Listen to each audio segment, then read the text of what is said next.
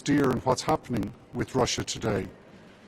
America, I think, is sending something like 350 million euros worth of arms to Ukraine at this time. But every day we spend 350 million euro, which we give to the Russian system, to be able for them to invest in arms, which are dropping on the city of Kiev and elsewhere today.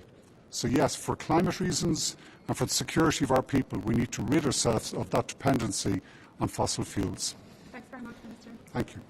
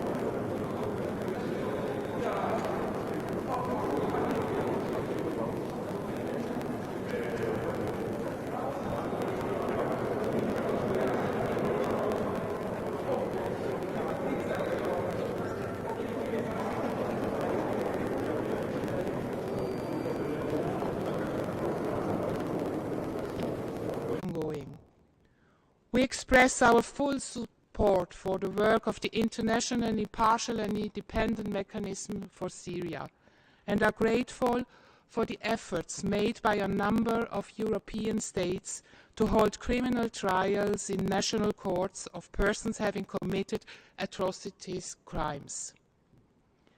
It is our firm position that the situation in Syria should be referred to the ICC by the Security Council.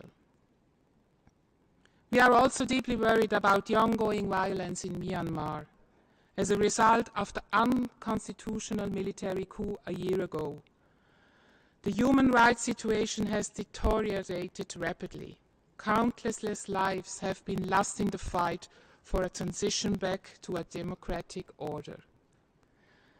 The military authorities continue their violent crackdown on civilian life, with hundreds of thousands fleeing from the violence, arbitrary arrests, as well as killings and other atrocities carried out as a part of a systematic attack against the civilian population. Liechtenstein was proud to coordinate a group of states that put forward the General Assembly resolution condemning the coup last June, but more needs to be done to ensure the implementation of this resolution, especially concerning the supply of arms to the country. We support the ongoing work by international justice mechanisms such as the International Criminal Court, the International Court of Justice, as well as the Independent Investigative Mechanism for Myanmar. The four situations I have highlighted are unfortunately only the tip of the iceberg in a world that faces many challenges. This only underscores the importance of committing to and upholding human rights. It is our collective responsibility to ensure the promotion and protection of human rights throughout the world, including by holding perpetrators of serious violations accountable. Mr. President, recommitting the human rights is of particular importance in times of crisis, as an expression of our engagement for the common values at the heart of the United Nations. Finally, I would like to emphasize Liechtenstein's continued support for the UN human rights system and its work. I would furthermore like to assure you, Mr. President, of our support for the work of the Human Rights Council, and we stand ready to support you and your Bureau in any way possible. I thank you. Thank you, Excellency. Excellencies, distinguished colleagues, ladies and gentlemen, this was the last speaker on my list for this meeting. We will now have a short technical break and reconvene in a few minutes to continue with a high-level segment. I hereby close the second meeting of the 49th session of the Human Rights Council.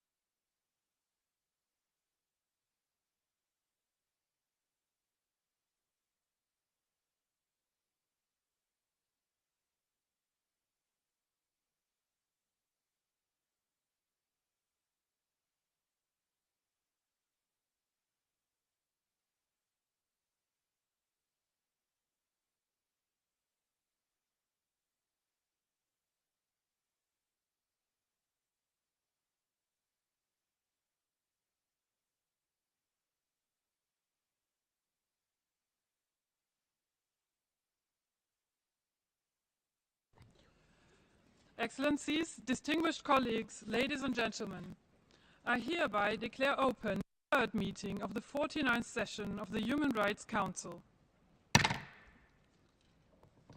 We will continue with a high-level segment. I now have the honor to give the floor to Ms. Shireen Mazari, Federal Minister of Human Rights of Pakistan. Your Excellency, you have the floor.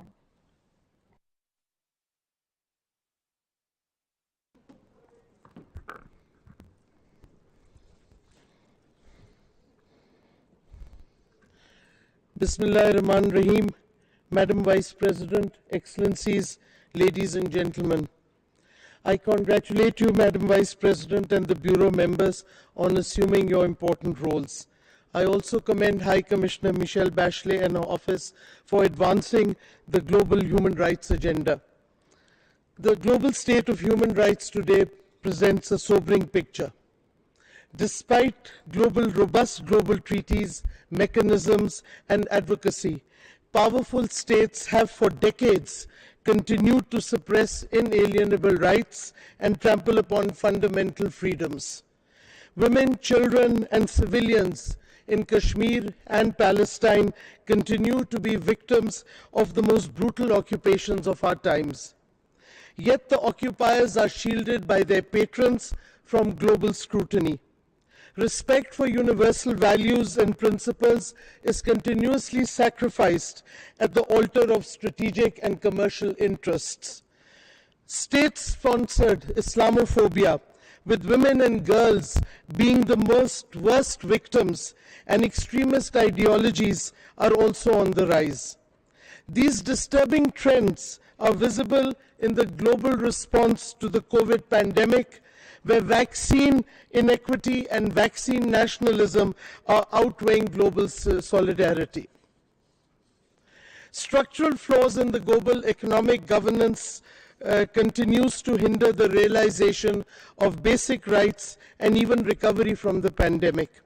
Failure to fulfill development financing commitments has not only halted progress in achieving SDG goals, but has also exacerbated the climate crisis. This Council must redouble its efforts to respond meaningfully to these growing challenges. Madam Vice President, Pakistan is committed to upholding its human rights obligations.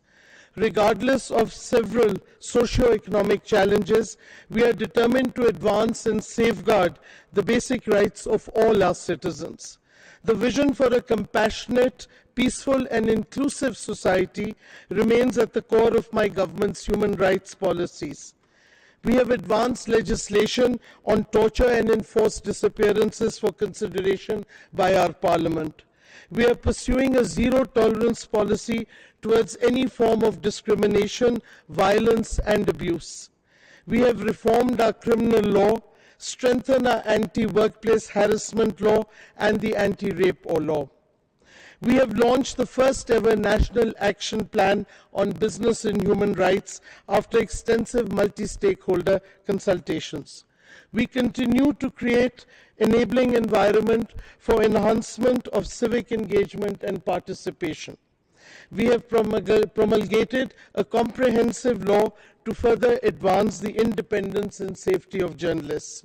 We have established new institutional mechanisms to alleviate poverty, to empower women and our youth, to reduce inequalities and provide viable social safety nets. We have begun putting in place a universal healthcare scheme so that every citizen can avail free quality healthcare as we move towards making Pakistan a welfare state. Madam Vice President, Pakistan is gravely concerned over the deteriorating human rights situation in Jammu and Kashmir, which remains under illegal occupation by India. During the last 2.5 years, the Indian occupation machinery has accelerated the scale and pace of demographic changes in this UN-recognized disputed territory. By deploying dubious laws, India has granted over 4 million domiciles to non-Kashmiris, thereby legalizing their permanent settlement, purchase of properties, and local employment. These unlawful actions constitute willful non-compliance by India of its obligations under the UN Charter, UN Security Council resolutions, and the 4th Geneva Convention. These illegal measures are designed to convert the Kashmiri majority into a minority in their own homeland and to deny them their inalienable right to self-determination. Let us be clear, India is using an old playbook to deflect international censure. The Indian regime first tries to dehumanize the Kashmiris by labeling them as terrorists and then unleashes the most brutal campaign to kill and maim them. And women and children are not exempt from this violence perpetrated by Indian security forces. The BJP RSS regime is pursuing a policy of ethnic cleansing of the Kashmiri people. Genocide Watch has already sounded the alarm bells. It has warned, and I quote, Indian government's actions in Kashmir have been an extreme case of persecution and could very well lead to genocide, end quote. Over 800,000 personnel of Indian occupation forces have intensified systematic use of summary executions, torture, destruction of civilian infrastructure, and use of rape as a form of collective punishment to repress the legitimate Kashmiri freedom struggle. Snatching of the mortal remains of the great Kashmiri leader Sayyid Ali Shah Gilani, illegal arrest and detention of Kashmiri activist Khurram Parvez, staging of the Hyderpora fake encounter, and attack on the Kashmir Press Club are only some of the examples of India's state-led terrorism. Madam Vice President, local human rights institutions have been stifled and a pliant judiciary has been installed, depriving Kashmiri people of even a modicum of access to justice. Impunity for Indian forces has become even more pervasive under the cover of oppressive laws. It is a matter of record that not a single member of the Indian Army has so far been prosecuted for these widely documented abuses. Simultaneously, India has stonewalled any impartial assessment by its continued denial of access to UN human rights machinery, independent observers, and the international media. Indian state oppression has expanded beyond occupied Kashmir now to its mainland as well under the Nazi-inspired Hindutva ideology. Madam Vice President, the UN institutions, the OIC, parliaments, global media, and independent human rights organizations have called India out for its gross and systematic violations of Kashmiri rights. As the global standard bearer of human rights, this Council must act and prevent the growing human rights crimes in occupied Jammu and Kashmir. At a minimum, 4 steps are essential. 1. The Council should press India to reverse its illegal actions taken since 5th August 2019 to uphold basic rights of Kashmiri people, especially their inalienable right to self-determination, and allow access to independent monitors. 2.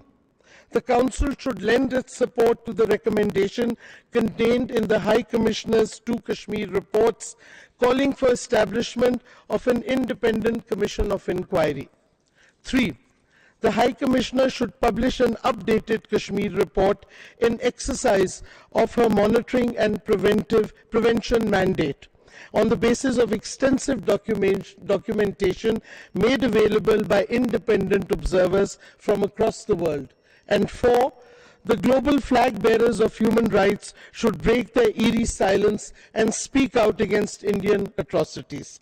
Madam Vice President, in conclusion, credible actions are necessary to prevent further loss of lives, rights, and the dignity of the Kashmiri people. Appeasement is not an option.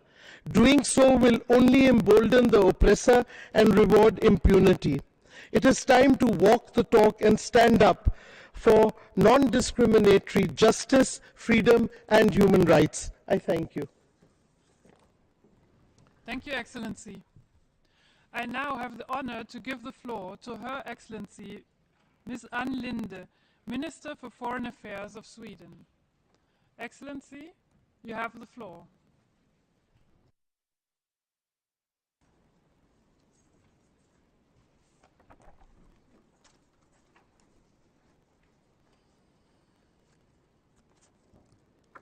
Madam Vice President, Excellencies, ladies and gentlemen, in these challenging times, universal human rights, supported by a rule-based international order and a strong multilateral system, are more important than ever. If we needed a reminder why these principles matter, the past weeks and days have made it abundantly clear. A new and dark chapter in European history has started. What many of us thought was unthinkable, a full-scale war in Europe, has begun. Russia's military attack against Ukraine is a flagrant violation of international law, including the UN Charter and of the European and global security order. We condemned in the strongest possible terms the invasion of Ukraine by the armed forces of the Russian Federation. It's unprovoked, illegal and indefensible. There is no justification for Russia's unlawful use of force. Russia bears full responsibility for this act of aggression and for the destruction of loss of life. We also condemn the involvement of Belarus in the aggression against Ukraine. By allowing Russian aggression from its territory, Belarus itself has violated international law. We stand in full solidarity with Ukraine and Ukrainian people who are fighting this very moment to preserve their freedom, their democracy and their independence. We demand that Russia immediately cease military actions, unconditionally withdraw all forces and military equipment from the entire territory of Ukraine, and fully respects Ukraine's territorial integrity, sovereignty and independence. Let us also remember that Russia's aggression against Ukraine did not start last week. During the past 8 years, Russia's aggression has resulted in almost 15,000 Ukrainians losing their lives. The respect for international law, including human rights and international humanitarian law, in the non-governmental controlled area of Donetsk and Luhansk Oblast in Crimea has continuously deteriorated. The impact of the civilian population, innocent men, women and children, has been immense. This nightmare is unfolding all over Ukraine. I welcome the decision by this Council to hold an urgent debate on the situation in Ukraine later this week.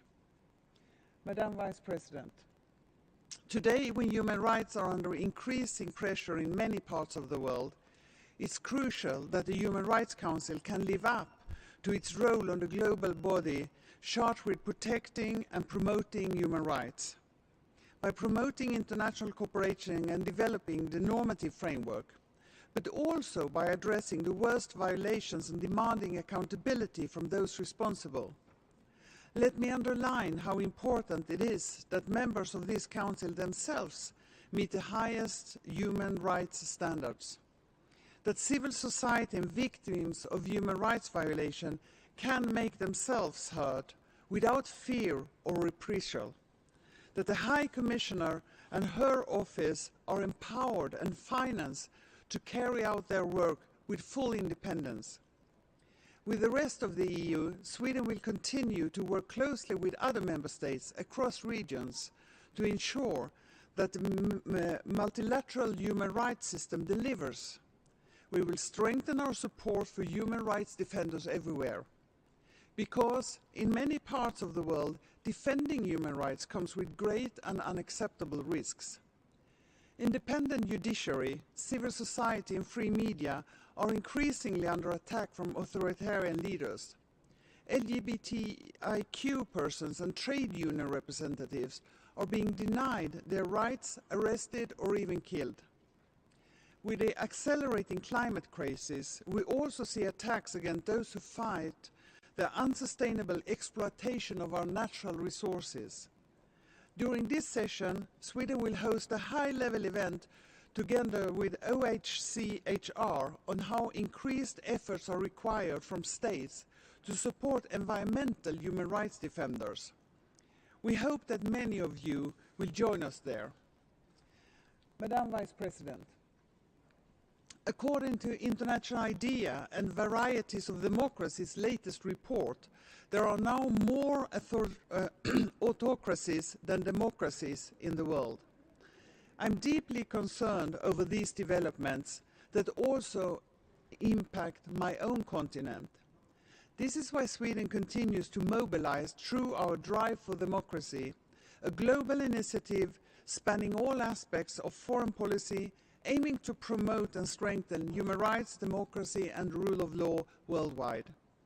Time and again, democracy has proved itself the superior form of government. It allows us to debate and resolve our differences through peaceful means, through institutions, elections, free speech, the rule of law, and legislation that ensures human rights. It provides the transparency, accountability, stability, and prosperity we need to meet the challenges we face. The alternative offered by authoritarian regimes, blind obedience, corruption, or brutal repression, is not the future, but the past. Madam Vice President, it is not a coincidence that women's enjoyment of human rights is being challenged when authoritarianism is on the rise. The same authoritarian leaders who undermine democracy also go to great lengths to roll back women's autonomy and empowerment. Let me underline that human rights are universal and should be fully enjoyed by all, irrespectively of gender, religion, ethnic background, or sexual orientation or gender identity. Before I end, let me say how pleased I am to address all of you today in person and not just on the screen. The pandemic has reminded us on how much we appreciate our freedom and opportunity to meet and discuss. It has also reminded us of another thing, that there are many challenges that we can only cope and hope to meet if we work together as one world. Even if some parts of the world are now starting to emerge from under the shadow of the pandemic, it will not fully be over for any of us until it's over for all. The same is true for human rights. Anyone who has followed the work of this Council or World Affairs knows that violation and suffering in one part of the world invariably spill over. As has been made all too clear over the past weeks and days, authoritarian regimes are a threat, not just to their own citizens, but to their surroundings as well.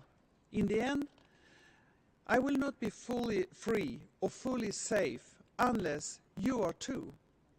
We are in this world together, and we are each other's business. Hence the importance of the work of this Council.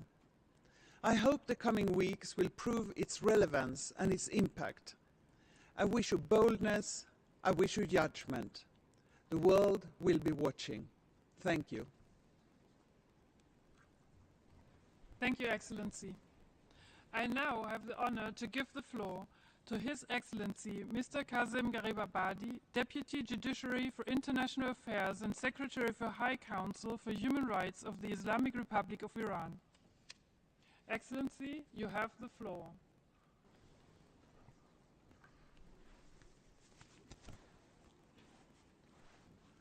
Bismillah ar-Rahman ar-Rahim.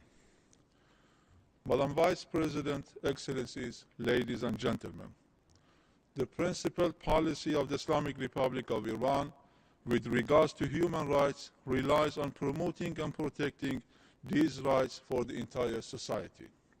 Our firm belief in protecting human rights is rooted in our religious precepts and results from the international obligations to which we are signatories. The three branches of government in the Islamic Republic of Iran have been doing their utmost and using all their potential to serve people and protect and promote their rights. To that effect, a variety of policies and plans have been adopted and implemented over the past 1 year. Madam Vice President, while everyone is speaking about human rights, the widespread violations of Iranian people's rights caused by unilateral coercive measures are deliberately papered over. The United States is at the forefront of application of unilateral coercive measures in order to impose its will on others. These unilateral coercive measures, particularly those imposed on the banking and financial system, have even hindered humanitarian activities. The United States is behaving like a soi-disant international police, trampling upon international law and norms. Such unlawful behavior is neither legitimate nor legal, and the international community shouldn't tolerate it. Given the predictable and costly consequences of unilateral coercive measures, they should be considered as weapons and tools of aggression. Commercial and economic unilateral coercive measures run counter to human rights objectives and intentions. They constitute, in fact, a collective punishment for ordinary people and should therefore be considered as crime against humanity. Distinguished delegates, there is another ominous phenomenon which Iranian people are suffering from, that is terrorism. Iran has been a major victim of terrorism over the past 43 years, during which thousands of innocent civilians have been killed or injured. Terrorist grouplets have indiscriminately targeted all social strata, from women and men to children, elderly, and scientists. The bulk of these acts of terror, which amount to crime against humanity, have been committed by the notorious terrorist Munafiqin or Mujahideen Khalq organization. For proof of about 17,000 victims of acts of terror, 12,000 have been martyred by Mujahideen Khalq organization operatives. Nonetheless, we witnessed that such terrorist grouplets, despite their dark criminal record, have had administrative organs in some European states, and their agents have been traveling with immunity in European states and the United States. It is regrettable to see that the ringleaders of this criminal and dangerous grouplet put up a human rights charade and claim to be human rights advocates. Every free-spirited human may wonder how come certain countries which pretend to defend human rights and combat terrorism consider as a human rights defender a notorious group whose hands are stained with the blood of thousands of innocent women and children in Iran, Syria, and Iraq. How can one explain and justify this paradox? Therefore, I do hereby call on European officials, the European Union, the United Nations, and the Human Rights Council to prevent the free movement of this terrorist grouplet within Europe and their undercover presence at international forums and the Human Rights Council, and to bringing them to justice and holding them accountable. I would also like to highlight the criminal assassination of General Qasem Soleimani by the United States government that amounted to an act of state terrorism in full contravention of international law and human rights norms, and a gift to the Daesh terrorist group. General Soleimani, who championed the fight on terrorism in the region, was respected by many nations and states. The Iranian and Iraqi judiciaries are determined to prosecute the instigators and perpetrators of this crime. The Iranian judiciary is set to open a trial for all individuals involved in this crime and hold them accountable. Let me also highlight the United States-backed assassination of 5 Iranian nuclear scientists by the Zionist regime of Israel. The perpetrators of such inhuman and savage crimes should be held accountable. Madam Vice President, Iran deems the issuance of country-specific resolutions and the appointment of the Special Rapporteur on the situation of human rights in Iran as politically motivated, selective, unfair, and based on double standards. I hereby call on all member states of this August Council to feel responsible and reject plans which are based on ill intentions of certain countries to circulate an appointed country-specific resolution and a special rapporteur. This would lead to confrontation rather than interaction.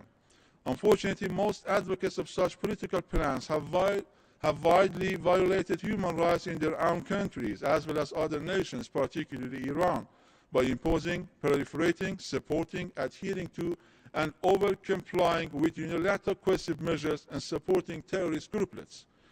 Distinguished delegates, the aggrieved people of Palestine are still subject to injustice by the apartheid Israeli regime, which continues to systematically violate even their fundamental and basic rights. It is high time that the international community stood unanimously by the people of Palestine and showed solidarity with them. In this regard, we strongly believe that Agenda Item 7 should be preserved until the occupation of Palestine comes to an end and the perpetrators of these crimes are held accountable. In this line, this body should ensure that the Commission of Inquiry could fulfill its mandate, including through being provided with necessary resources. The aggrieved people of Yemen are still in pain and suffering. We are unfortunately witnessing a long drawn-out war and catastrophic humanitarian situation in Yemen, definitely to blame on arms supplied by some states to the aggressors and prevention of humanitarian aid delivery there. Bringing an end to the years-long crisis in Yemen hinges on respecting the will of Yemeni people in deciding their own fate and lifting the economic and humanitarian siege on them, declaring a ceasefire and launching intra-Yemeni dialogue. Madam Vice President, genuine support of human rights requires respecting cultural diversity, spelling an end on political instrumentalization of human rights and adopting a balanced approach vis-à-vis human rights. Within the principled framework of mutual respect and non-interference in the international affairs of others, the Islamic Republic of Iran is always ready and willing to develop human rights interactions with international human rights mechanisms as well as interested parties. Iran has already had constructive cooperation and interaction with the United Nations human rights mechanisms, including the Office of High Commissioner and treaty bodies, and will continue its cooperation and interaction with a positive view in the future. As a last word, Madam Vice President, human rights is a principle of essence for Iran. The Islamic Republic of Iran has taken as its high duty to live up to the aspirations of its people by protecting and promoting their dignity and human rights irrespective of their religion, opinion, race, and gender. In this direction, Iran will also honor its international obligations to protect and promote human rights. I thank you, Madam Vice President. Thank you, Excellency. I now have the honor to give the floor to His Excellency Mr. Faruk Kaymaki, Deputy Minister of Foreign Affairs and Director for EU Affairs of Turkey. Excellency, you have the floor. Last year, we started our remarks by explaining how COVID-19 exposed our vulnerability and interdependence. A year on, this is the case even more so. The pandemic has made global injustices even more pronounced. Let me share Turkish views on some major issues where human rights and dignity are at stake. Russia's recent military offensive against Ukraine and its decision to recognize so-called Donetsk and Luhansk republics is a violation of international law. We find these steps unacceptable. Turkey remains committed to preserving Ukraine's political unity and territorial integrity, including Crimea. Turkey also continues to support the Crimean Tatars' right to live freely and safely in their homeland. Dear colleagues, the negative trend in the rise of xenophobia, racism, and religious intolerance continues. We have a shared responsibility to promote mutual understanding. We will host the next meeting of the Istanbul process on combating intolerance and discrimination based on religion. We all know that fear stokes hatred towards the other. Governments should not aggravate these fears by pursuing anti-migration policies. We remain deeply concerned about pushbacks. Earlier this month, 19 migrants were found frozen to death close to our land border with Greece.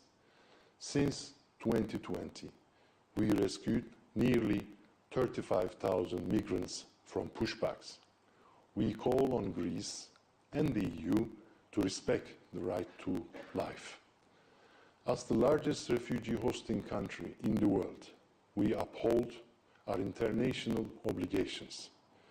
Terrorism remains one of the biggest challenges to the right to life.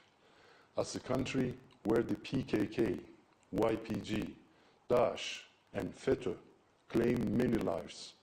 We know that terrorism has no religion or ideology. Without recognizing this and engaging in effective cooperation, we cannot eradicate this threat. Ladies and gentlemen, Syria offers a picture of what happens when we cannot come together to preserve human dignity. The conflict can only be settled through political means.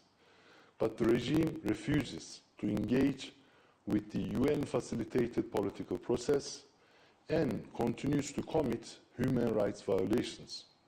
Turkey, on the other hand, hosts 3.7 million Syrians, contributes directly to the safety and well-being of about 5 million people in northern Syria, and offers the only hub for UN cross-border humanitarian aid to Syria.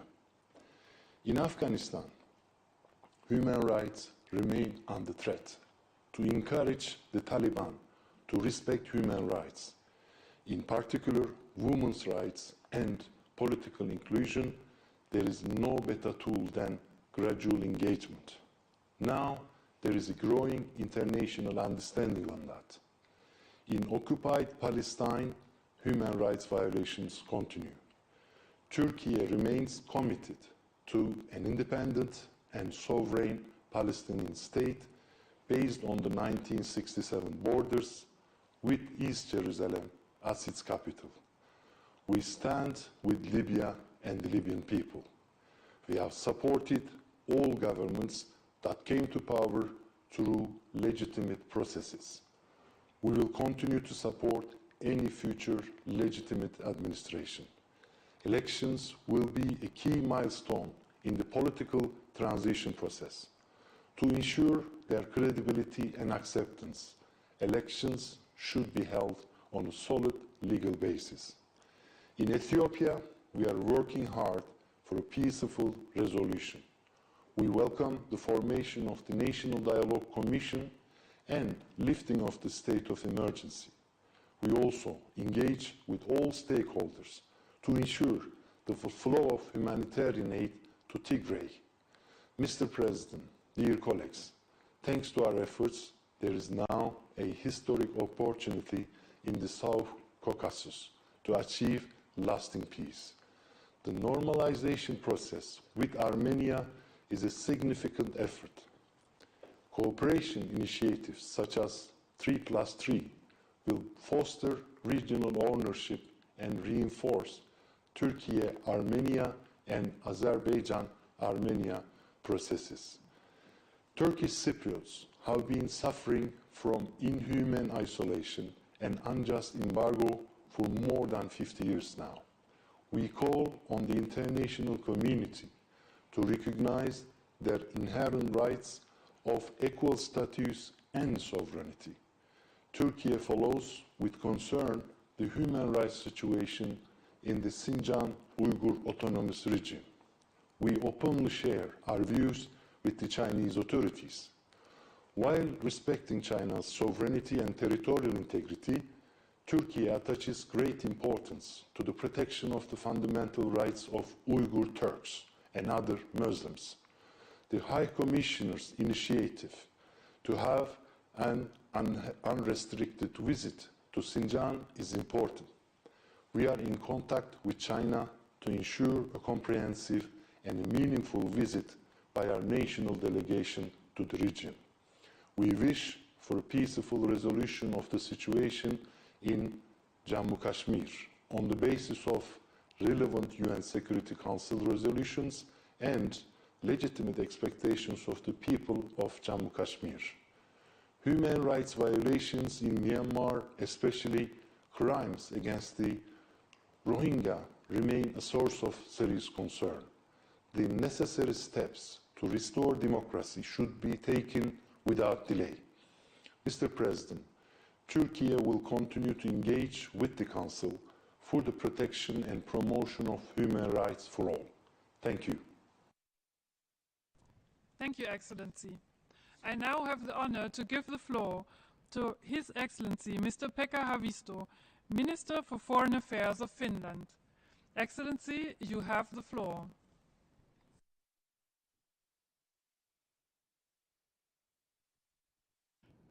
Mr. President, Madam High Commissioner, Excellencies, ladies and gentlemen. It's an honor to address the Human Rights Council as a member state. The Council has a unique, strong and global mandate to promote and protect human rights. Also, the UN High Commissioner for Human Rights has Finland's unwavering support. Mr. President, Finland stands with Ukraine. Russia has brought war into Europe by its aggression on this sovereign state, a flagrant violation of the UN Charter on which this very Council builds upon.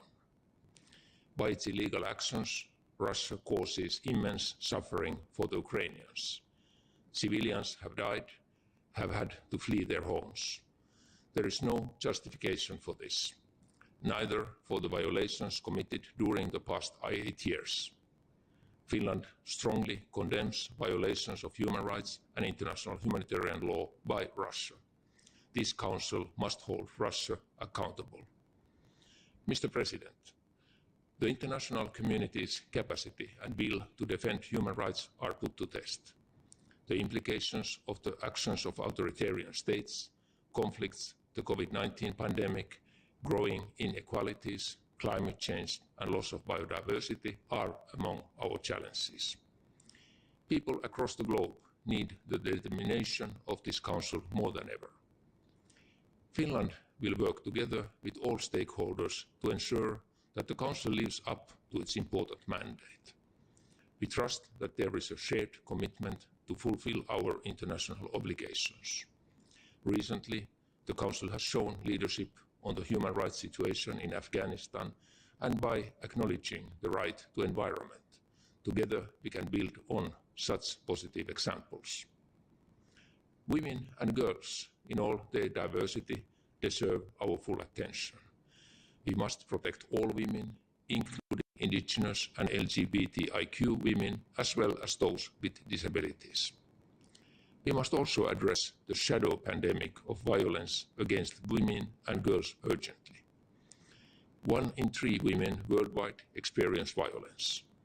Such violence has a devastating impact on the victim and her rights. It has also widespread societal consequences.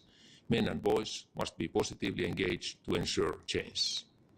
The Human Rights Council can make a difference, and Finland works towards that end. Mr. President, an open debate culture with the possibility of raising criticism and differing opinions is a cornerstone of democratic societies and supports sustainable development. Human rights defenders, political opposition and journalists must be able to work without fear of reprisals. This must be a part of building back better after the COVID-19 pandemic. We are deeply concerned about the developments in many countries, including in our own neighborhood. The crackdown on civil society in Russia, China and Belarus, as well as the shrinking space for journalists in Hong Kong, are among situations of concern. Human rights activism in the midst of severe restrictions requires courage. I want to welcome the braveness of Sudanese and Afghan women who have claimed their rights in difficult situations. Mr. President, everyone needs to contribute to the work against racism. I'm pleased to inform that we continue steadfast work in this regard at home as well. Last fall, my government adopted an action plan for combating racism. Finland is committed to fighting anti-Semitism in all fora. We support the definition of anti-Semitism by the International Holocaust Remembrance Alliance.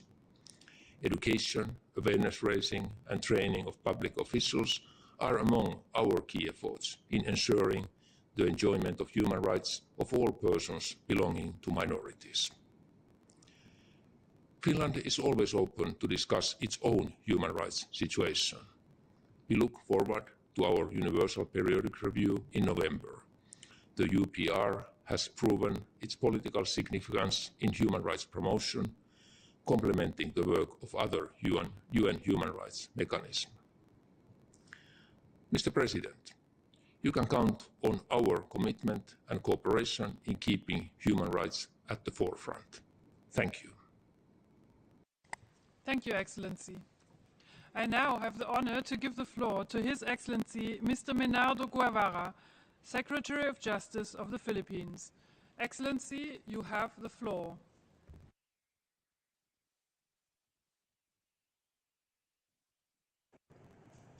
Mr. President, Madam High Commissioner, Excellencies, it is my great honor to speak at this high-level segment of the 49th session of the UN Human Rights Council.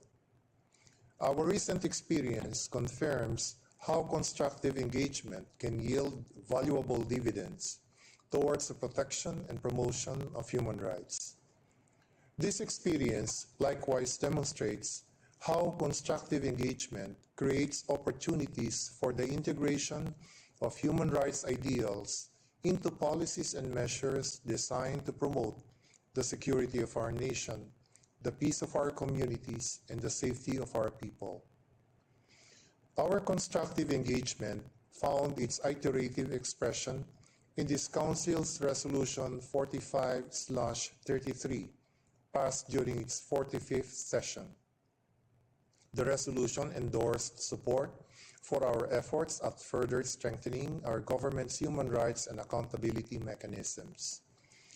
Energized by this support, our national institutions have since then proceeded to discharge our human rights commitments in accordance with international law principles and consistent with our national interest.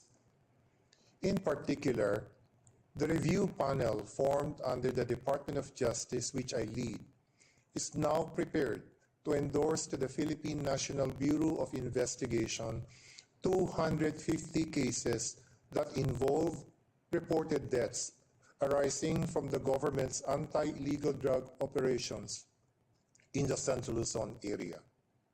Earlier, the review panel has endorsed to the NBI 52 other cases. From this previous endorsement, 4 cases have reached actual prosecution in our courts. The NBI is currently preparing 5 more complaints to initiate the prosecution process against erring law enforcement operatives. The work of the review panel has been complemented by investigations conducted by the Philippine Interagency Committee on Extralegal Killings and Forced Disappearances, Torture, and other grave violations of the right to life, liberty, and security of persons, otherwise known as the Administrative Order 35 or AO 35 mechanism. In the past year alone, this interagency committee created 15 special investigation teams that looked into extralegal killings and other incidents involving gross violations of human rights and of humanitarian law.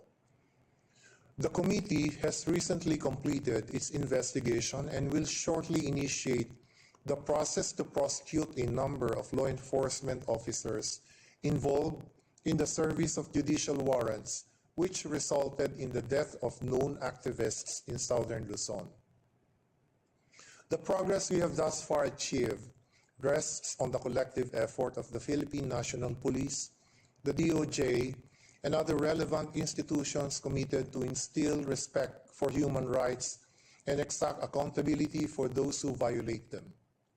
This effort stands to benefit even more from our government's joint program with the UN. The AO 35 mechanism has been in continuous dialogue with the Office of the UN Resident Coordinator and the Office of the UN Special Rapporteur for Extrajudicial, Summary, or Arbitrary Executions for capacity building initiatives, specifically on the 1991 Minnesota Protocol on investigations of potentially unlawful deaths.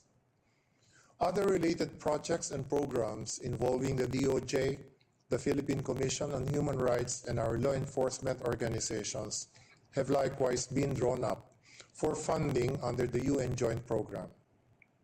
Signed in July last year, the Joint Program enhances capacity building and technical cooperation between the Philippines and the UN.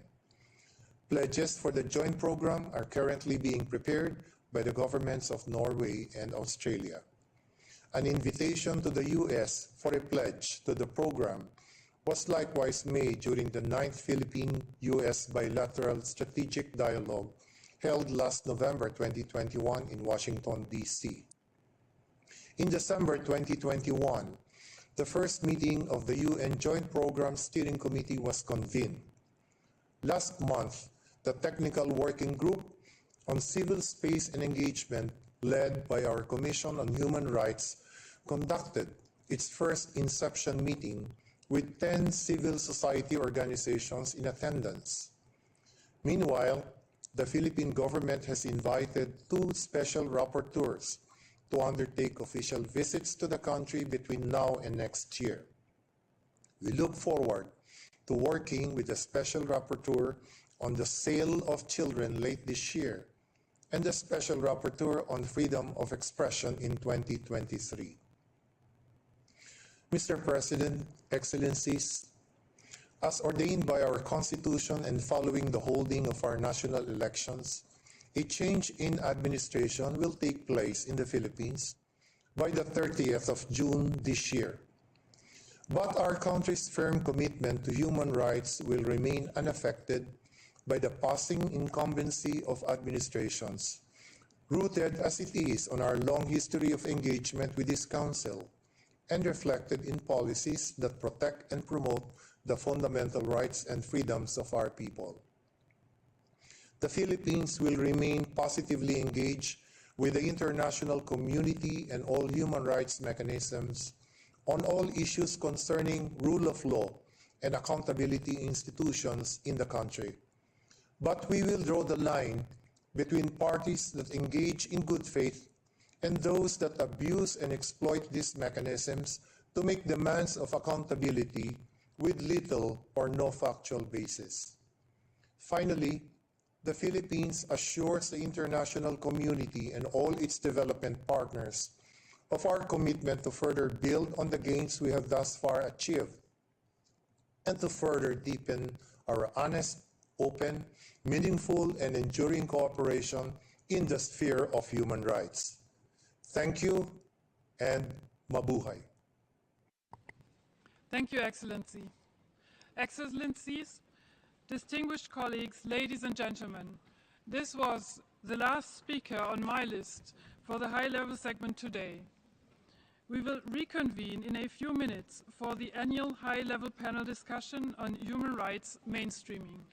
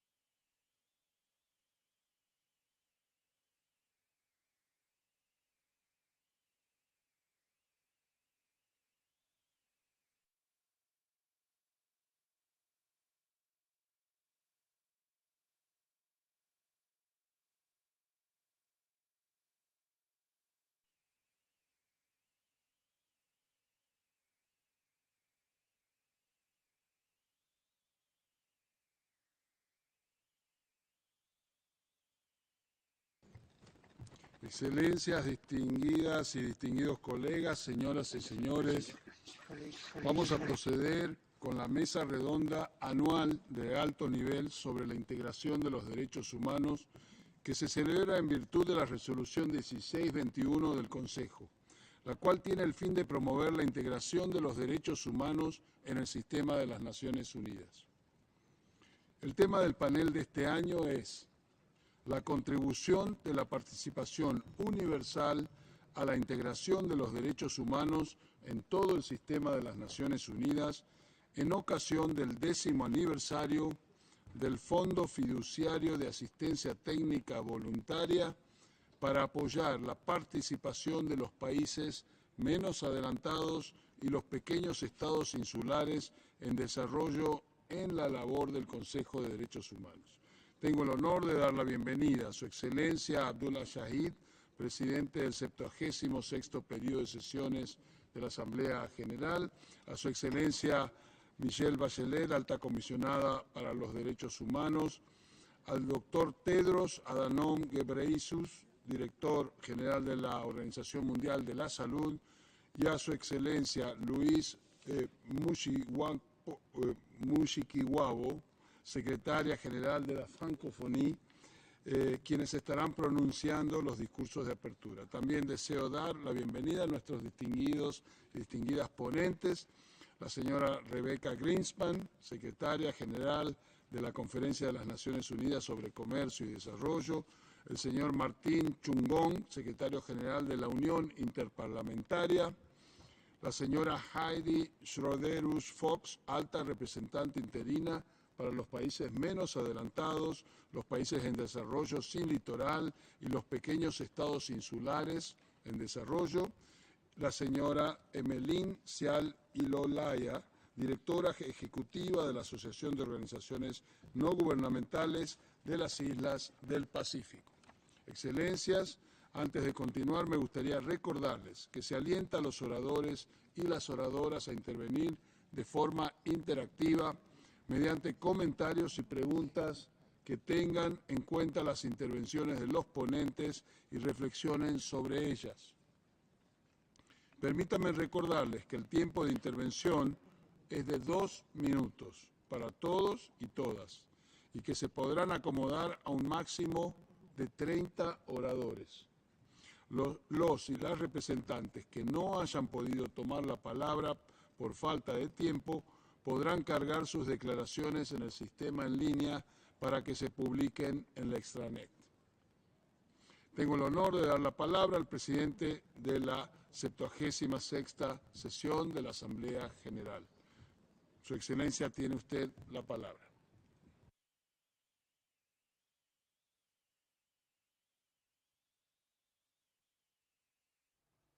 Excellencies, it is my pleasure to participate in this annual high-level panel discussion on human rights mainstreaming. Today's event coincides with the 10th anniversary of the Voluntary Technical Assistance Trust Fund to support the participation of LDCs and SIDS in the work of the Human Rights Council. The Trust Fund was conceived out of the realization that for the global human rights agenda to be meaningful and comprehensive, all voices must be heard. It is appropriate and symbolic that it arose from the initiatives of SIDS and LDCs, including from that of the Maldives during its membership of the Human Rights Council in 2012. I'm encouraged by the strides we are making towards including underrepresented countries in the work of human rights. Excellencies, it is crucial that we continue in the direction of more inclusivity. Together, LDCs and SIDS comprise 40% of the United Nations member states. Including them in the work of the Human Rights Council ensures that their priorities and concerns are acknowledged and reflected in our work. It ensures that we are better positioned to identify and address the human rights concerns of all communities. Excellencies, I am proud to note that respecting the rights of all is one of the key priorities of my Presidency of Hope. And I acknowledge and applaud the role of the Council in respecting and promoting human rights on a global scale. I'm committed to doing all that I can to support its work and strengthen its most effective tools, including the Trust Fund. The Trust Fund is now celebrated as a success story in technical cooperation and capacity building in the field of human rights.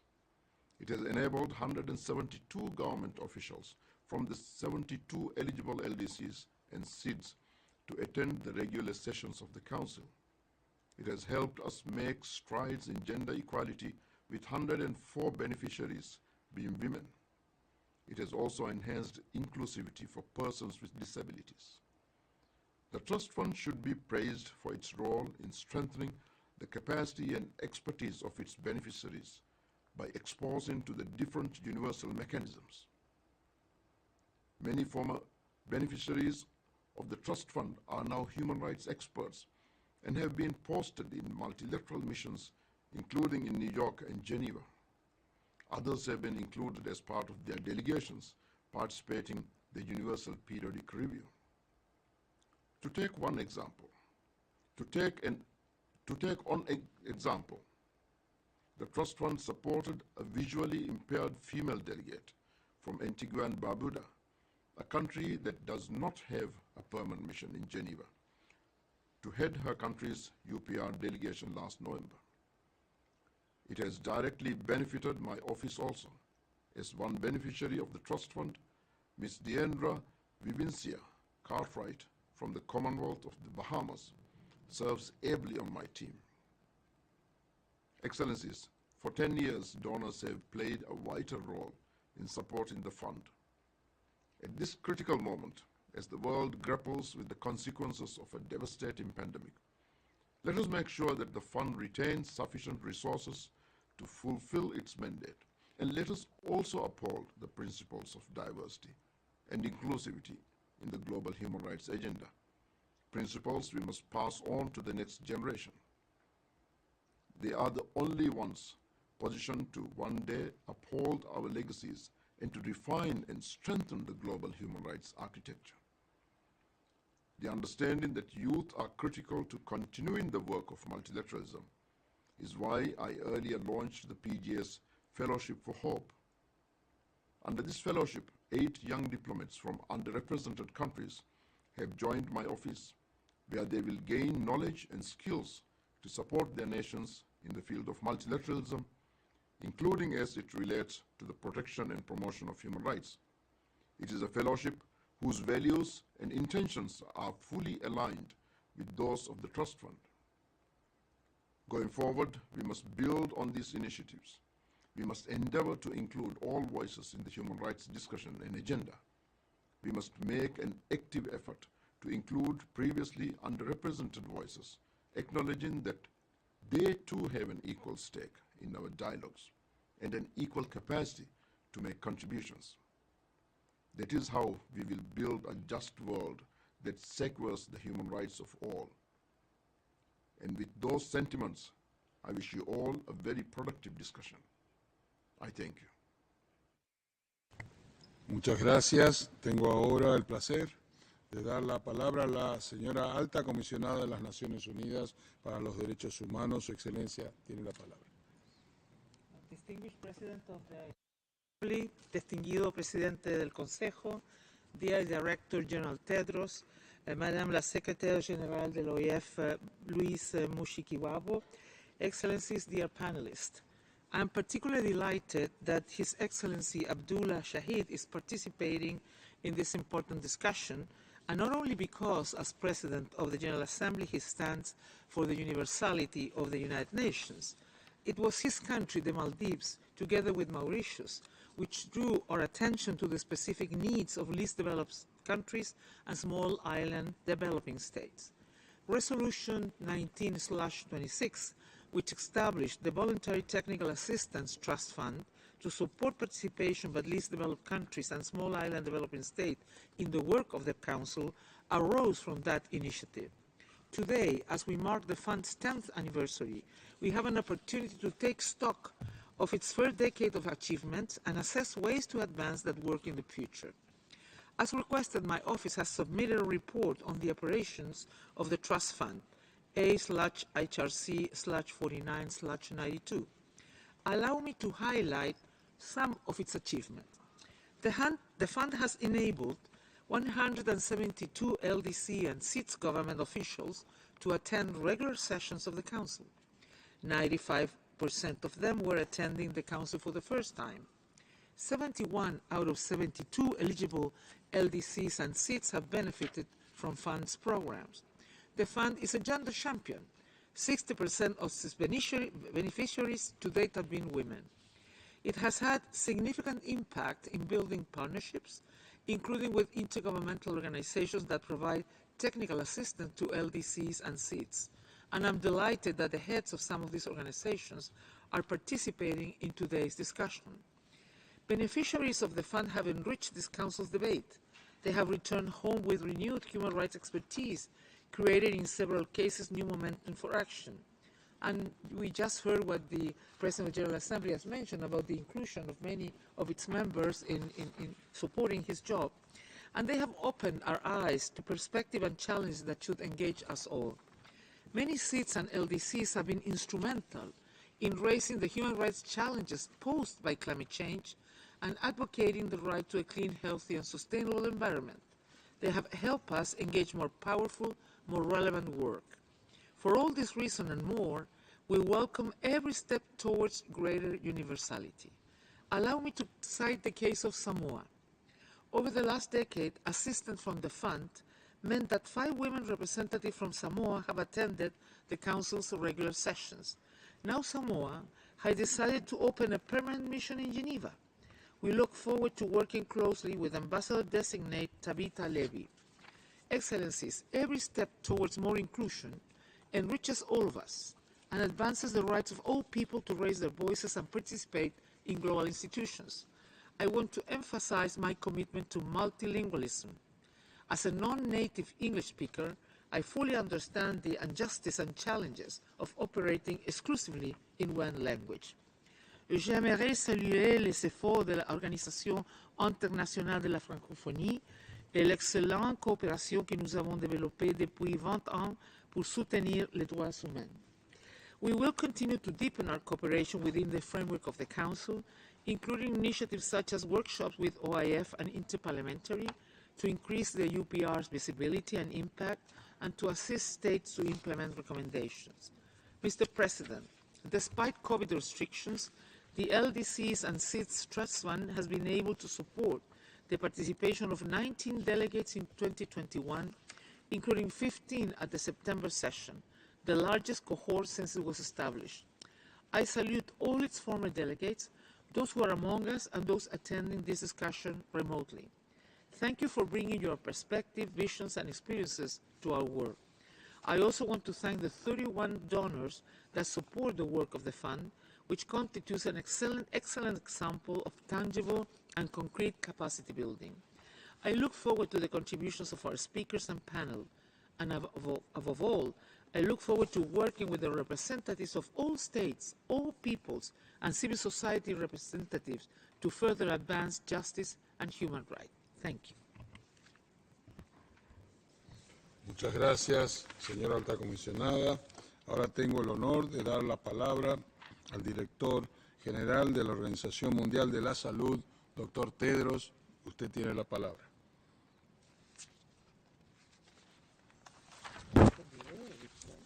Excellencies, dear colleagues and friends, thank you, President Villegas, for the opportunity to open today's discussion. I congratulate Member States for their historic recognition of the right to a clean, healthy, and sustainable environment. Multilateral collaboration such as this is critical to advancing climate justice and environmental protection so that future generations can enjoy unpolluted air, clean water, and food security.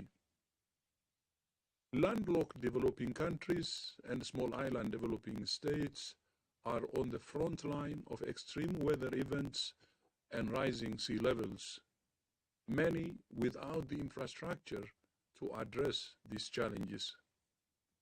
In 2017, WHO, in collaboration with Fiji's presidency, launched the SIDS Initiative on Climate Change and Health.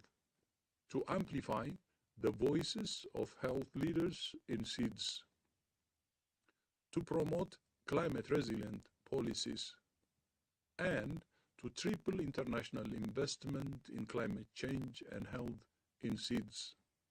Last year, WHO hosted the first ever summit on SIDS, environmental health and development. And at COP26, WHO, the UK, and other partners launched a program to build climate-resilient, low-carbon, sustainable health systems. 56 countries have committed to concrete targets for net zero emissions. WHO is committed to supporting landlocked and small island developing states in their efforts to build a safe, healthy, and clean environment for all. I thank you.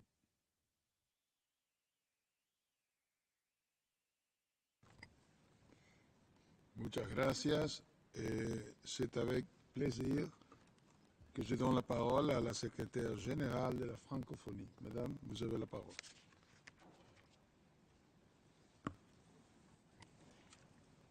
Merci beaucoup. Merci, Monsieur le Président. Monsieur le Président du Conseil des droits de l'homme, Madame la Haute Commissaire aux droits de l'homme, Madame la Secrétaire générale de la CNUSED, Mesdames et Messieurs, avec un clin d'œil spécial à nos États membres, je vois devant moi la Côte d'Ivoire, le Qatar, le Cameroun, le Bénin, l'Arménie, la France, le Gabon, la Gambie et bien d'autres. Je suis très heureuse de participer à cette séance d'une grande importance pour notre organisation. Et c'est pour moi un témoignage de l'excellence des relations et de la coopération qui existent entre l'Organisation internationale de la francophonie et le Haut Commissariat aux droits de l'homme.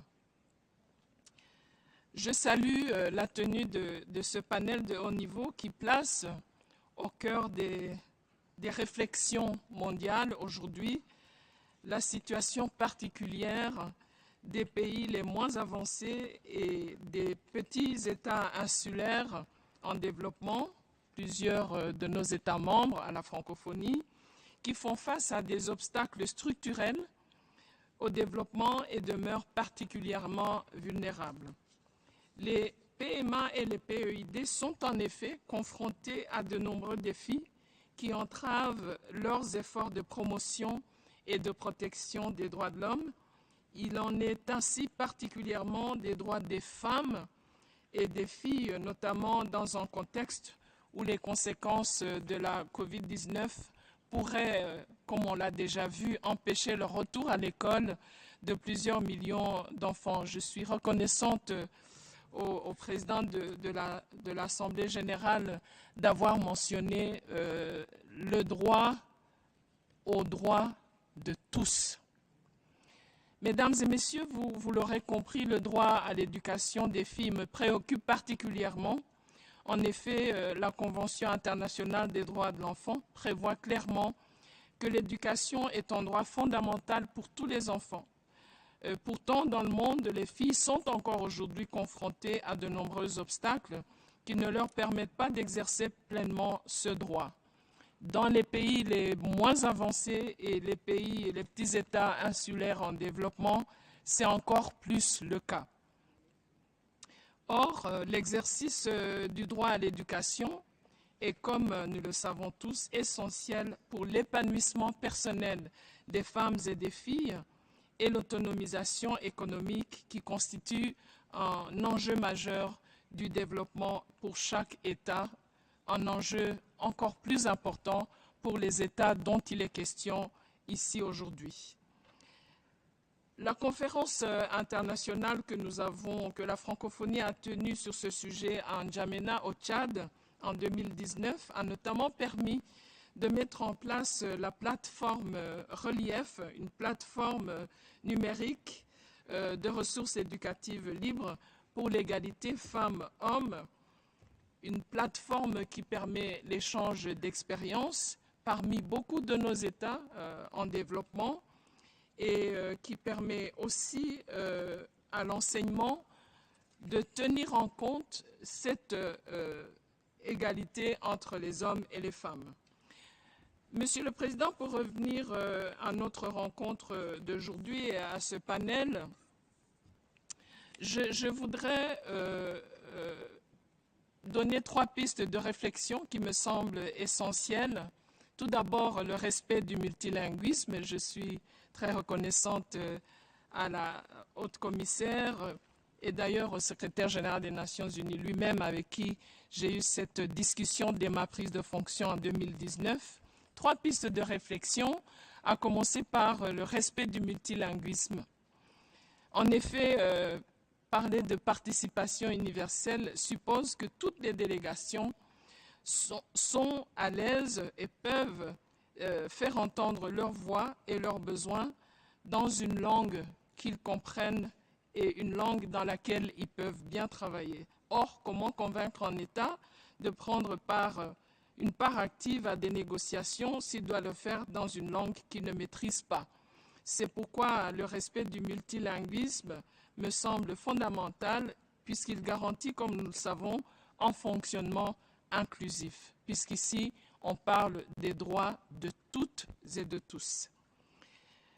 Deuxièmement, le renforcement des capacités des délégations des pays les moins avancés et des petits États insulaires en développement, qui me semble également nécessaire pour ce panel. Il s'agit de donner à ces États, à travers les formations appropriées, des outils et des moyens qui leur permettent de participer plus activement aux réunions et aux négociations où sont prises des décisions cruciales en matière de droits de l'homme. À cet égard, je tiens à saluer notre coopération avec le Haut Commissariat des droits de l'homme, par laquelle l'OIF, l'Organisation internationale de la francophonie, apporte un soutien aux délégations francophones, notamment et surtout les pays les moins avancés et les petits États insulaires en développement. Mesdames et messieurs, je ne saurais clore mon propos sans parler de l'importance de l'outil numérique. 3e donc piste de réflexion. La pandémie de Covid-19, nous en avons pris la mesure, a montré l'importance de l'outil numérique. C'est pourquoi notre panel devra mettre aussi l'accent sur les opportunités qu'offrent ces outils technologiques pour les pays les moins avancés et les petits États insulaires en développement, confrontés aux difficultés inhérentes à la fracture numérique dans un contexte international où nos réunions se passent de plus en plus en hybride ou à distance et qui peut-être deviendront plus ou moins la règle à l'avenir. Mesdames et messieurs, je ne saurais clore cette intervention sans me réjouir de la contribution de plusieurs États membres de la francophonie, 23 États de la famille francophone qui contribuent au fonds d'affectation spéciale pour les pays les moins avancés et les petits États insulaires et en développement. J'encourage les membres de la francophonie à continuer dans cette voie et je vous remercie pour votre attention. Merci beaucoup, madame, pour votre intervención. A continuación veremos un breve video celebrando el 10º aniversario del Fondo Fiduciario para los países menos adelantados, los países en desarrollo sin litoral y los pequeños estados insulares en desarrollo, que ha sido preparado por la Secretaría del Fondo Fiduciario de la Oficina de la Alta Comisionada y que presenta los testimonios de 8 antiguos delegados beneficiarios y becarios del Fondo Fiduciario. Permítanme recordarles que existe una práctica de larga data en este Consejo en relación con la exhibición de materiales visuales en los debates plenarios, según la cual la exhibición de cualquier material visual o imágenes debe ser remitida a la mesa de antemano para su consideración y aprobación. De acuerdo con esta práctica, el video que se mostrará a continuación sobre el fondo fiduciario fue previamente presentado, revisado y aprobado por la mesa. Por favor, proyectemos el video.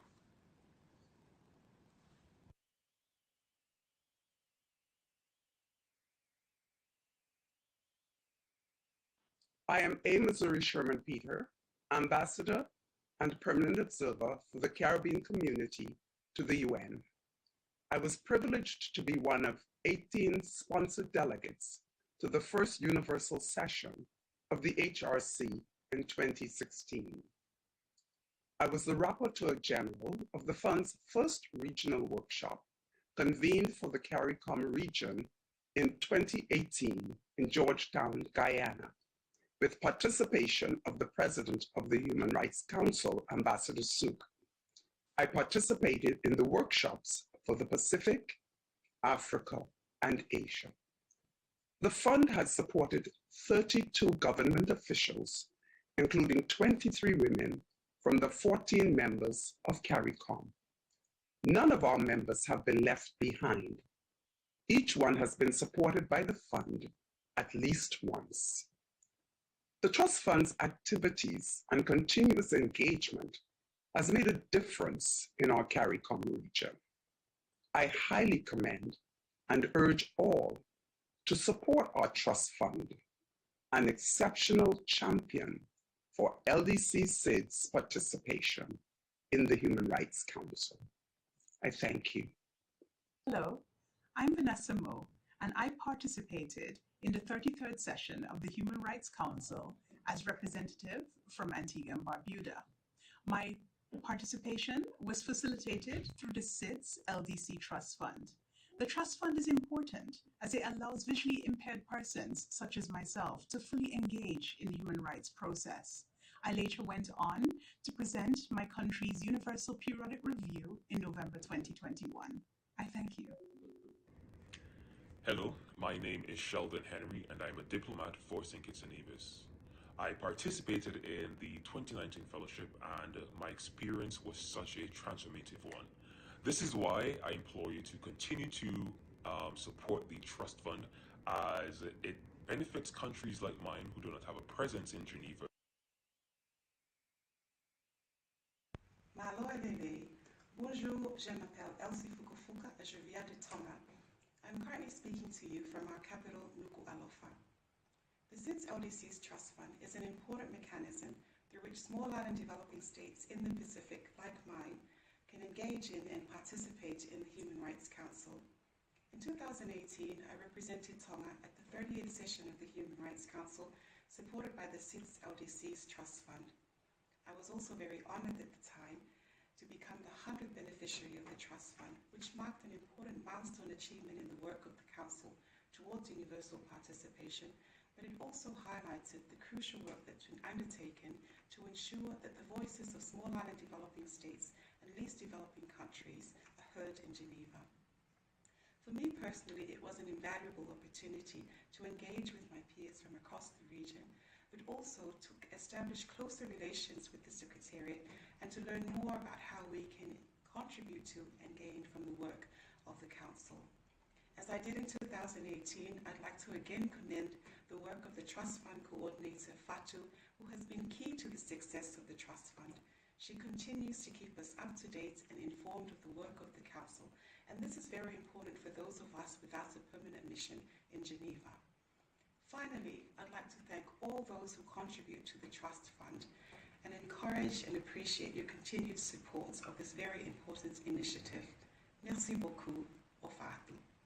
My name is Komtala. I was a delegate of the Kingdom of Cambodia to the 48th session of the United Nations Human Rights Council in 2021.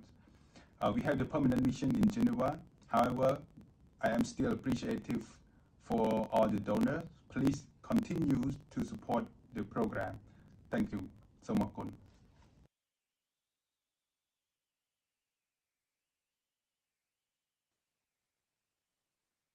Thank you. My name is Mary Namonokibere, First Secretary in Uganda Permanent Mission in Geneva.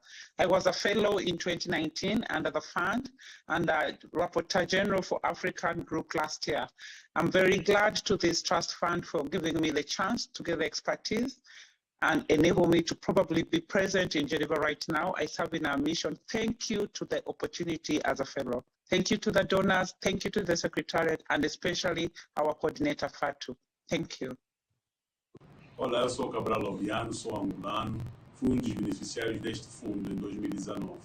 Por favor, vamos continuar a apoiar o fundo porque nos traz boas práticas e muito boas experiências em termos de direitos humanos. Muito obrigado. Bonjour, je m'appelle Ayane Sayyassine, je travaille au ministère des Affaires étrangères de Djibouti. J'ai participé à la 41e session du Conseil des droits de l'homme et appuyé notre mission comme déléguée à Genève. Cette expérience fut enrichissante, collaborative et inspirante. Continuez à soutenir le fonds PMA-PIED. Merci. Du ministère des Affaires étrangères du Bénin. J'ai participé au programme du Fonds 2021 en tant que délégué lors de la 40e session. Ce programme apporte une plus-value inestimable aux participants. Continuez de soutenir le Fonds PMA-PIED. Merci.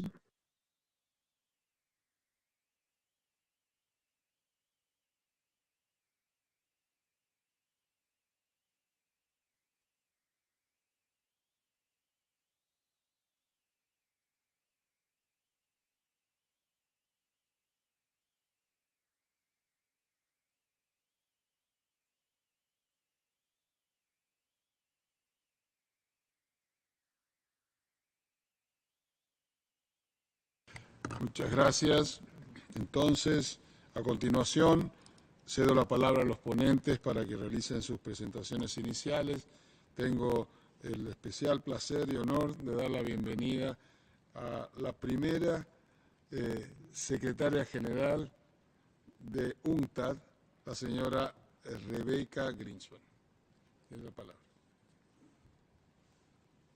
Querido presidente del Consejo de Derechos Humanos, querida alta comisionada de Derechos Humanos, querida Luis Mushi, secretaria general de la Francofonía, querido director general de la Organización Mundial de la Salud, queridos copanelistas, distinguidos delegados, ladies and gentlemen, dear friends, it is a big honor to share this great hall with you today at the 10th anniversary of the Voluntary Technical Assistance Trust Fund to support the participation of least developed countries and small island developing states in the work of the Human Rights Council. This occasion means a great deal to UNCTAD. UNCTAD has always been at the forefront of the UN effort to recognize the complex diversity of human development. We've been there since the beginning, promoting the idea that special categories must be created, such as least developed countries, small island developing states, or landlocked developing countries, and supported through special and differentiated means. Our rationale, that there is hardly ever an even playing field in our pursuit for prosperity, is one that this pandemic has proven right once more. Again, we've seen that those countries that are least developed or whose development is more susceptible to external factors are always more fragile to the shocks that afflict us all. We've all gone through this pandemic, but we've not all lived the same pandemic. LDCs, for example, still have only vaccinated less than 5% of their population. Their pandemic is indeed especially different. Cities whose public purses were already squeezed through the cost that climate change means to them, have now very little to invest to catch up to a global recovery that is leaving them behind. Their pandemic is also especially different. Access to vaccines and financial resources have been a differential factor in countries' ability to face this crisis. These special differences must be specially considered and especially treated. This is UNCTAD's enduring belief. UNCTAD therefore celebrates that these considerations are taken to heart at the Human Rights Council because they have human rights implications. The Bridgetown Covenant, the outcome document of UNCTAD 15, which took place in Barbados last October, says explicitly in paragraph 27, and I quote, "To put the global economy back on track and accomplish sustainable development goals, this conference gives account of a number of underlying issues, most notably respect for human rights, including the right to development, gender equality, and women and youth empowerment. Indeed, we at UNCTAD like to see ourselves as an important developmental arm of the United Nations plea for human rights, committed to support the transformational efforts necessary to making leaving no one behind a reality and not only a wish.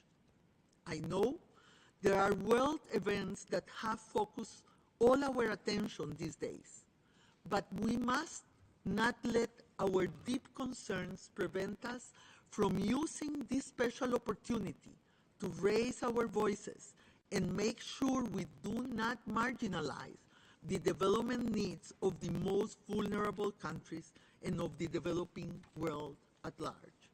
Rising poverty levels, measured in the tens of millions, mounting inflation in commodities, and disruption in global supply chains affect seeds and LDCs particularly. According to our calculations, supply chain disruptions will increase price levels in small island developing states by 7.5% this year, 5 times the rate we forecast for the rest of the world, affecting their imports of essential goods like medicines and food. Hiking interest rates, which are increasing debt service costs around the world, risking a debt crisis in the global south, like we haven't seen in at least 30 years. Unequal access to digital technologies and asymmetric data flows, a generational regress in gender equality. These issues must remain central to our concerns because much of humanity is truly facing the possibility of a lost decade. And this is also a human rights issue of generational importance, a human rights issue that literally affects billions of people around the world.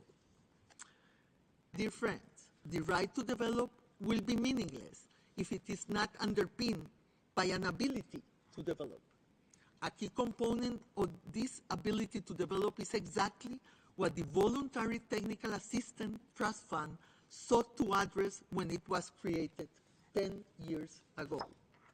We know that many, especially vulnerable countries, are often excluded from multilateralism simply because they can't afford it, because they can't afford translation services or permanent diplomatic missions, or recently because they can't afford the digital infrastructure to connect to online sessions, like the High Commissioner really said, and like the Secretary General of the Francophonie also referred to. To do our part to address these issues in our recent 15th UNCTAD conference in Barbados, we made a special effort precisely for LDCs to be connected, to be with us. So distinguished delegates, dear friends, it is our belief that the United Nations is at its best when it ensures the greatest diversity of participation, when countries from all over the globe, no matter how big or how small, how rich or how poor, share the same whole under conditions of equality, when they work together under that spirit of brotherhood the Universal Declaration of Human Rights refers to. So thanks to the efforts of the Voluntary Technical Assistance Trust Fund and the Human Rights Council for these 10 years of achievement and support to make inclusivity and diversity a reality. The results have been very inspiring and rightly emphasized by all the participants. You are really making a difference. So keep up the good work in the 10 years to come. And please always count on UNCTAD for this. Thank you very much. Muchas gracias, señora Rebecca Greenspan. Tengo el honor ahora de darle la palabra al señor Martín Chungón de la Unión Interparlamentaria. Tiene usted la palabra por video.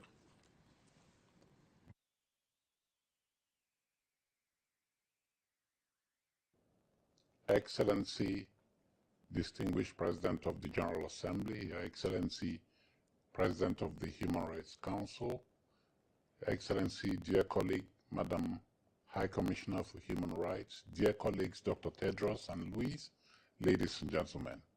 First, let me thank the President of the Human Rights Council for inviting me to join this high-level panel. The Interparliamentary Union, in terms of its nature, composition, and main objectives, is the embodiment of the topic of this panel.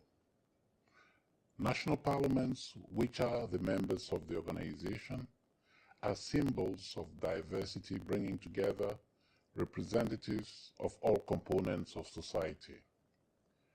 We are keen to promote universal participation of all parliaments in the work of the IPU.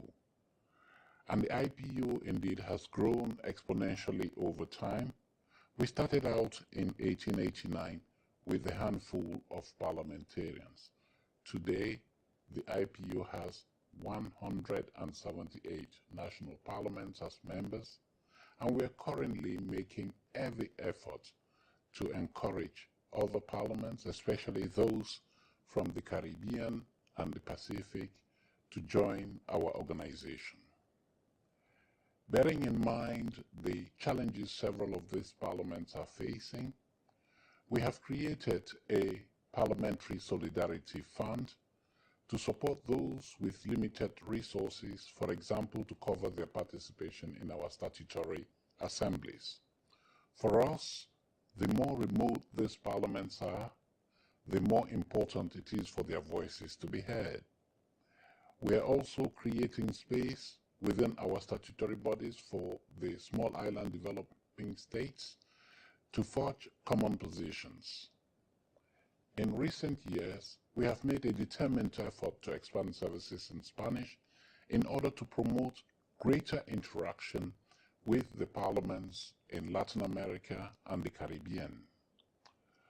Ladies and gentlemen, the IPU aims inter alia to foster contact, coordination, and the exchange of experience among parliaments and parliamentarians of all countries, and to contribute to the defense and promotion of human rights, which is an essential factor in parliamentary democracy and development.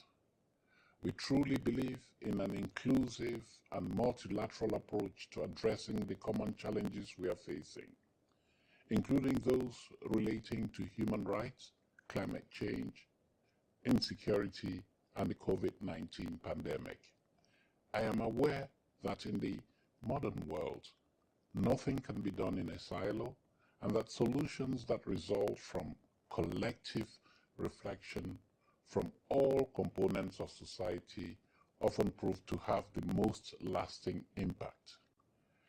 We are deeply committed to the principle of men and women sharing responsibility in decision-making. We have put this into practice in our own organization, as well as driving change in parliaments and societies around the world. We don't just talk about gender equality, we are making it a reality.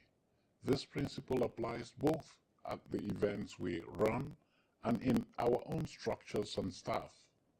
We use a variety of mechanisms, including sanctions, to ensure gender equality. The results are clearly visible. In 1978, only 7.7% of our assembly delegates were women. Today, women MPs regularly account for about 30% of participants, and at times more. The target is to achieve parity. In a similar vein, the IPU has been actively promoting youth involvement in and beyond our organization. In 2010, IPU member parliaments adopted a landmark resolution on youth participation to encourage the rejuvenation of parliaments and democracy in the process. More recently, in 2021, the IPU launched its campaign, I Say Yes to Youth in Parliament, to promote stronger representation of our younger generations in parliaments. As I have mentioned, human rights are part and parcel of the IPU's priorities and are an integral part of our strategy. We believe that strong democracy goes hand in hand with properly managed human rights. To this end, our approach to the promotion of human rights is two-pronged. First, integrating a human rights perspective across all IPU activities. Second, strengthening the contribution of parliaments in accordance with their constitutional prerogatives to the promotion and respect of human rights, especially through the work of the Human Rights Council and its Universal Periodic Review. In these endeavors, the IPU is also promoting and protecting the rights of parliamentarians. The IPU has, from the outset, held that parliaments and the Human Rights Council are natural partners in a common pursuit to enhance respect for human rights at the national level. In recent years, the idea that the Human Rights Council stands to gain considerably from closer cooperation with parliaments has increasingly gained traction. Let me take this opportunity to thank the group of states which have supported the adoption in recent years by the Human Rights Council of the resolutions that advocate for stronger parliamentary involvement. Further to these resolutions, the IPU, in cooperation with the Office of the High Commissioner for Human Rights, has as a matter of priority organized activities to raise awareness among parliamentarians and provide capacity building support on matters relating to the Human Rights Council and the contribution that parliaments can and must make. Dans le but de contribuer à la promotion du multilinguisme, l'Union interparlementaire a organisé des activités à l'intention des parlements membres du Commonwealth et de la francophonie, en collaboration avec l'Organisation internationale de la francophonie, dont les plus récentes ont eu lieu au mois de juillet et de novembre 2020 et d'octobre 2021. Nos campagnes de sensibilisation ont porté leurs fruits, puisque des parlements participent de plus en plus aux différentes étapes de l'examen périodique universel, à savoir la contribution au rapport national, la présentation de ce rapport devant le Conseil des droits de l'homme et la mise en œuvre des recommandations au terme de l'examen. Comme suite à cet intérêt manifeste, davantage de parlements sollicitent le soutien de l'Union interparlementaire pour les aider à améliorer leur contribution à ce processus. Eu égard au succès enregistré, nous envisageons d'organiser d'autres activités de sensibilisation pour les parlements hispanophones, arabophones et russophones. Je ne saurais conclure mes propos liminaires sans vous renouveler l'assurance que l'Union interparlementaire entend continuer de promouvoir cette approche indispensable de la participation universelle à travers des perspectives parlementaires au relèvement de nos défis communs, notamment ceux relatifs aux droits de l'homme. Je vous remercie de votre attention. Muchas gracias. Tiene la palabra la señora Heidi Schröderus-Fox, alta representante interina para los países menos adelantados, los países en desarrollo sin litoral y los pequeños estados insulares en desarrollo. Tiene la palabra por video.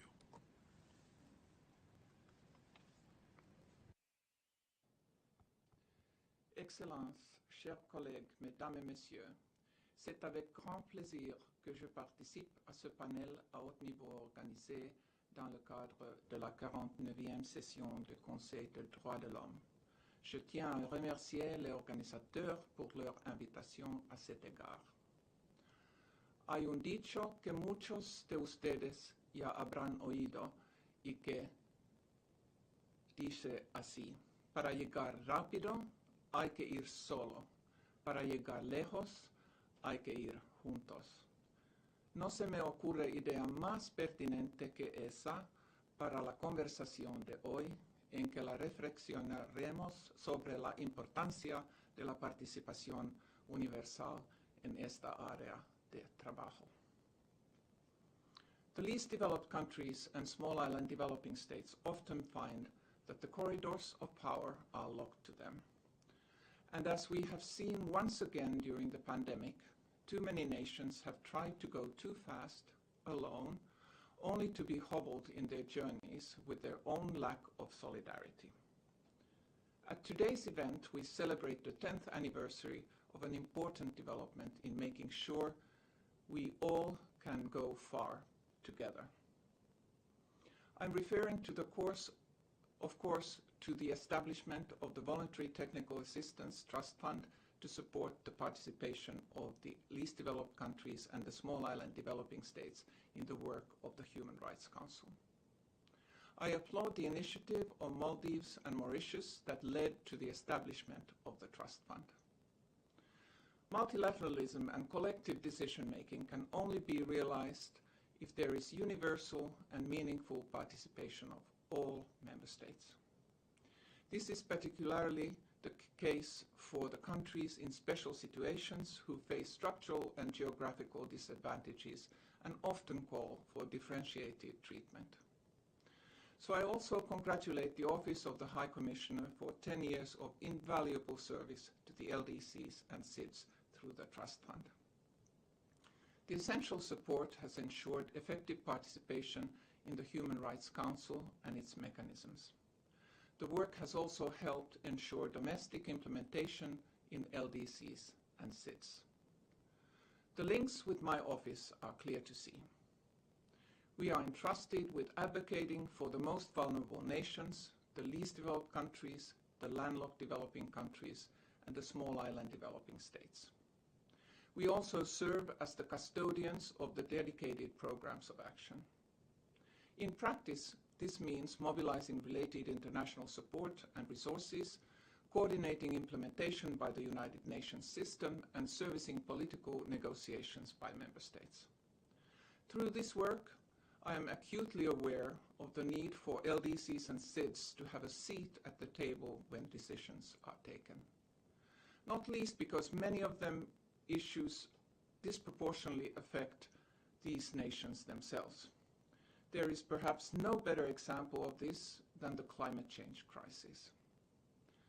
As the Secretary General noted last month, and I quote, "Small island nations, least developed countries, and poor and vulnerable people everywhere are often one shock away from doomsday." LDCs and SIDS are the most severely affected by negative climate impacts, while having least contributed to the global greenhouse gas concentrations. Moreover, climate change can threaten the realization of a broad range of human rights. Climate change causes loss of life and livelihoods. Climate change exacerbates poverty and inequality and further marginalizes vulnerable groups, including women, who often bear the disproportionate burden of climate change impacts. Inequality weakens social cohesion and can lead to unrest and conflict. Threats to the safe supply of food and water can cause internal and international displacements. The loss of territory and resulting from displacement raises very real and complex human rights issues in both national and international contexts. These include civil and political rights, such as those related to nationality, property, migrants, and internally displaced persons. With a voice at the table for longer and with a voice that was stronger, we know that the climate crisis and all these accompanying human rights issues would have been dealt with more urgency. In his remarks, Dr. Tedros outlined the new challenges that COVID-19 has presented. COVID-19 has compounded risks, worsening existing fault lines. A case in point is the most recent climate change COP26 summit in Glasgow. With time running out, this was a critical meeting for the international community to keep 1.5 alive, as the saying went. It was more important than ever that the LDCs and SIDS, who are in the front line of the climate change crisis, to make their voices heard at the highest level. Yet many leaders from SIDS were not able to attend, especially from the Pacific region. Long and complicated travel and COVID quarantine restrictions would have meant weeks of travel. This de facto ruled out attendance at the level of heads of state and government. The full participation of LDCs and SIDS is not a luxury nor an add-on. It is essential. Essential for robust political processes, essential for sound international governance, and essential for balanced and fair outcomes of international negotiations. Thank you very much. Muchas gracias. Por último, tengo el honor de dar la palabra a la señora Emelín Ciale Ilolaya, directora ejecutiva de la Asociación de Organizaciones No Gubernamentales de las Islas del Pacífico. Tiene usted la palabra por video.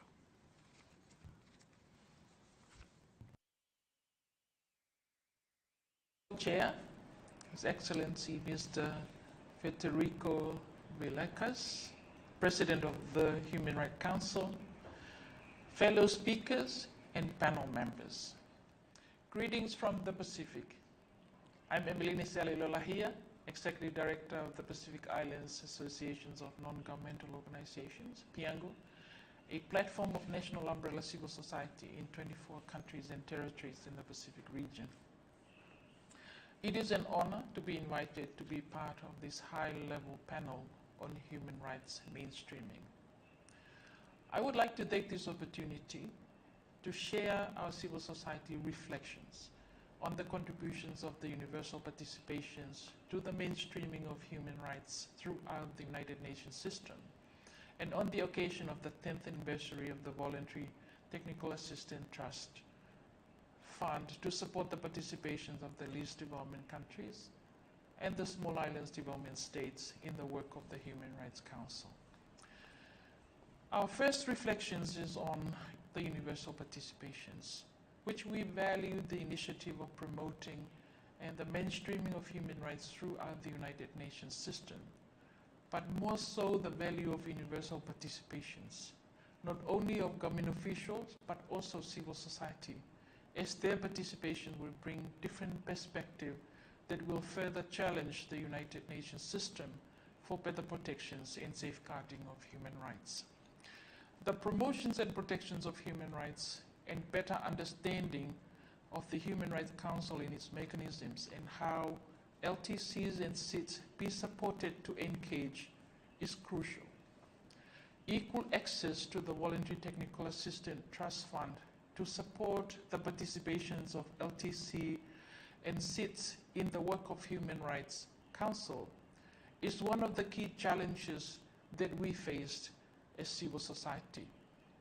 So we need to encourage active engagement of CSO in the work of the Human Rights Council, and the needs to shift our focus from Geneva and New York to the Pacific. We would like to call on the UN to bring the processes and the mechanisms and understanding of the Human Rights Council, bring it home to the Pacific so we have a better understanding, contextualizing with the cultural dimensions of emerging human rights issues such as climate change, incorporating to human rights the violations of human rights in the extracting industry is an example of how we are struggling with the economic development, a sustainability perspective in the daily livelihood of our people. Disability, women and children, marginalized sector of our community is a daily struggle because we find that they are mostly neglected in our response to natural disaster in the Pacific.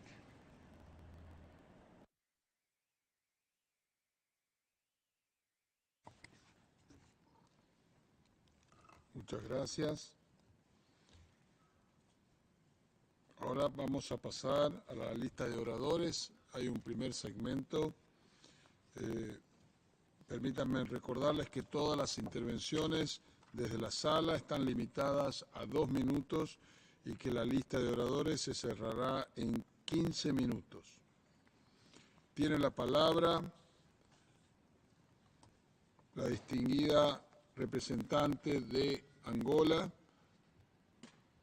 em nome da comunidade de língua portuguesa dos países, Sua Excelência, a senhora Esmeralda Mendonça, secretária de Estado das Relações Exteriores da Angola. Bem-vinda, tem a palavra.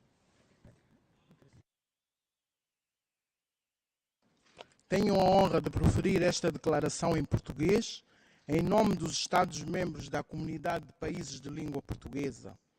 Em virtude da legitimidade que a participação universal confere às instituições multilaterais, a CPLP considera que, pese embora a sua composição limitada, se mantenha e se favoreça a participação universal no Conselho de Direitos Humanos como um elemento indispensável para a realização universal dos direitos humanos e promoção da cooperação internacional neste domínio. A CPLP atribui igualmente a importância, a participação e a contribuição da sociedade civil nos trabalhos do Conselho dos Direitos Humanos, para além do reconhecimento do princípio da universalidade, o respeito pela diversidade é fundamental porque não só permite uma maior apropriação das questões pelos diferentes atores envolvidos, como protege contra o pensamento único. Neste sentido, parece-nos pertinente refletirmos sobre as diferentes formas de se preservar e cultivar o caráter universal e multicultural de todos os órgãos dos sistemas das Nações Unidas.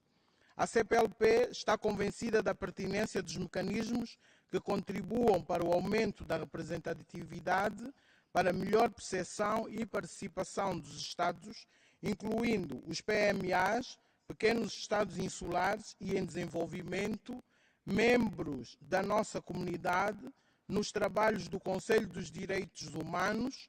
Apoiamos assim o Fundo Fiduciário do CDH para a participação dos CIDs, LDCs, no Conselho, do qual vários membros da CPLP têm vindo a beneficiar. Destacamos no quadro desta cooperação a realização em 2018 em Cabo Verde do Seminário Regional para os países da CPLP sobre o UPR, em particular o importante apoio dado pelo Fundo Fiduciário do Conselho à capacitação dos nossos peritos com vista à melhor participação nas sessões do Conselho, incluindo o facto de que a interpretação passiva do português para as outras línguas ter sido disponibilizada. Assim, agradecemos aos intérpretes pelo trabalho realizado, fazendo votos de que a língua portuguesa se torne brevemente numa das línguas oficiais dos sistemas das Nações Unidas. Obrigado. Muito obrigado, Excelência. Now I give the floor to Bahamas on behalf of a group of countries. His Excellency Mr. Yamal Strachan, Parliamentary Secretary in the Ministry of Foreign Affairs of Bahamas. You have the floor. Mr. President, Excellencies, heads of international organizations, distinguished colleagues, ladies and gentlemen, I have the distinct honor to speak on behalf of the member states of the Caribbean Community, CARICOM, represented in Geneva. Mr. President, the CARICOM Group welcomes the convening of this panel. It brings to the fore the important contribution of universal participation and multilingualism to human rights mainstreaming, and we commend the LDC SIDS Trust Fund on its 10th anniversary for the significant achievements in this regard. We believe that just as human rights themselves are universal, the premier multilateral forum responsible for promoting universal respect for all human rights should also benefit from universal participation in its work. CARICOM recognizes the value of full inclusivity and continues to be a close partner of the Trust Fund, having been the first region to have all of our members receive support to host a regional workshop of the fund, which resulted in the Georgetown Declaration toward 2022. In this way, the Trust Fund has contributed to bringing the work of the Human Rights Council closer to the region and to the people it's meant to serve, while also promoting important institutional collaboration. We are also proud that in the spirit of South-South cooperation, one of our members, my own country of the Bahamas, is the first beneficiary donor to the fund. The LDC's SIDS Trust Fund has not only helped to build capacity for our states, but the voices of beneficiary delegates have enriched dialogues at the Human Rights Council and brought focus to issues directly impacting the needs and rights of the people they represent. In this connection, we welcome the fact that the Council has seen more SIDS than have served as Council members, both an LDC and a SIDS president, as well as SIDS vice presidents, including from our own group. Further, we are pleased with the increased attention of the Council to issues such as climate change, which have existential relevance for our states. In the words of High Commissioner Bachelet, the triple threat of climate change, pollution, and biodiversity loss continues and constitutes the single greatest challenge to human rights in our era. The COVID-19 pandemic has posed immense challenges to the work of the Human Rights Council. However, we applaud the Trust Fund for the adaptability it has demonstrated, including by developing virtual components of its program and putting digital technology to work to promote participation. Moreover, the fund has demonstrated itself to be both a gender champion and disability inclusive, having welcomed a visually impaired beneficiary delegate from CARICOM. Mr. President, in closing, we wish to ask the panelists, how might the LDC Trust Fund serve as a model for promoting increased universality of participation within other fora in such domains as health and trade, for example? I thank you. Thank you. And now I give the floor to South Africa. Her Excellency Ms. Naledi Pandor, Minister for International Relations and Cooperation of South Africa. Very much, Mr. President. I've listened with great interest to all the panelists and presenters that have spoken. We appreciate the work and efforts of the Council in providing financial support to the least developed countries and small island developing states. The fund is clearly critical and makes an important contribution to building inclusivity and a multilateral system that is responsive to the needs of all, particularly the LDCs and the SIDS. However, I believe from the panelists and particularly from the testimony of the participants that have benefited, much more needs to be considered. It would appear that there is a call for the Council to give attention to the parlous situation with respect to implementation of the SDGs, as well as looking, I would believe, as the Council, at the degree to which the beneficiary countries incorporate the human rights standard and framework into their own statutory system and ensure that the benefit from the fund translates into human rights practices in their national settings. So I believe that while the fund remains imperative to inclusivity and universal participation, it is critical that the practical impact beyond attendance at council meetings is looked at to ensure that we are indeed mainstreaming the practice of human rights alongside participation. I thank you, Mr. President. Thank you, Your Excellency. And now I give the floor to Deutschland. Her Excellency, Ms. Louise Amtsberg, German Federal Government Commissioner for Human Rights Policy and Humanitarian Assistant at the Federal Foreign Office. Bitte. Mr. President, Germany aligns itself with the EU statement. In times of crisis, multilateralism matters more than ever. In times of crisis, joining forces with partners and upholding international law is key.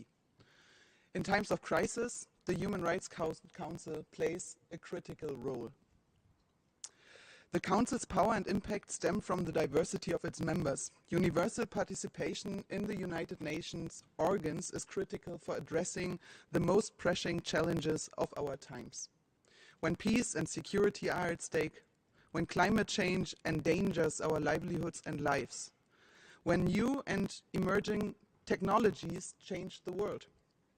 Human rights need to be our compass across the United Nations. Together, we must stand up for human rights.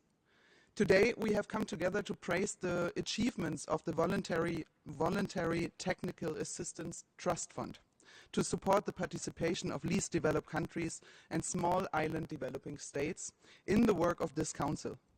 I praise the dedication and commitment of the many delegates who contributed to the Council's aim. This Council benefits from personal engagement, from overcoming barriers and building bridges. Germany is a long-standing supporter of the Trust Fund and remains committed to strengthening universal participation. We also commend the crucial role of civil society in the work of the Human Rights Council. Your dedication is an inspiration. We all know in times of crisis, we are stronger together. Thank you. Danke. And now I give the floor to Namibia.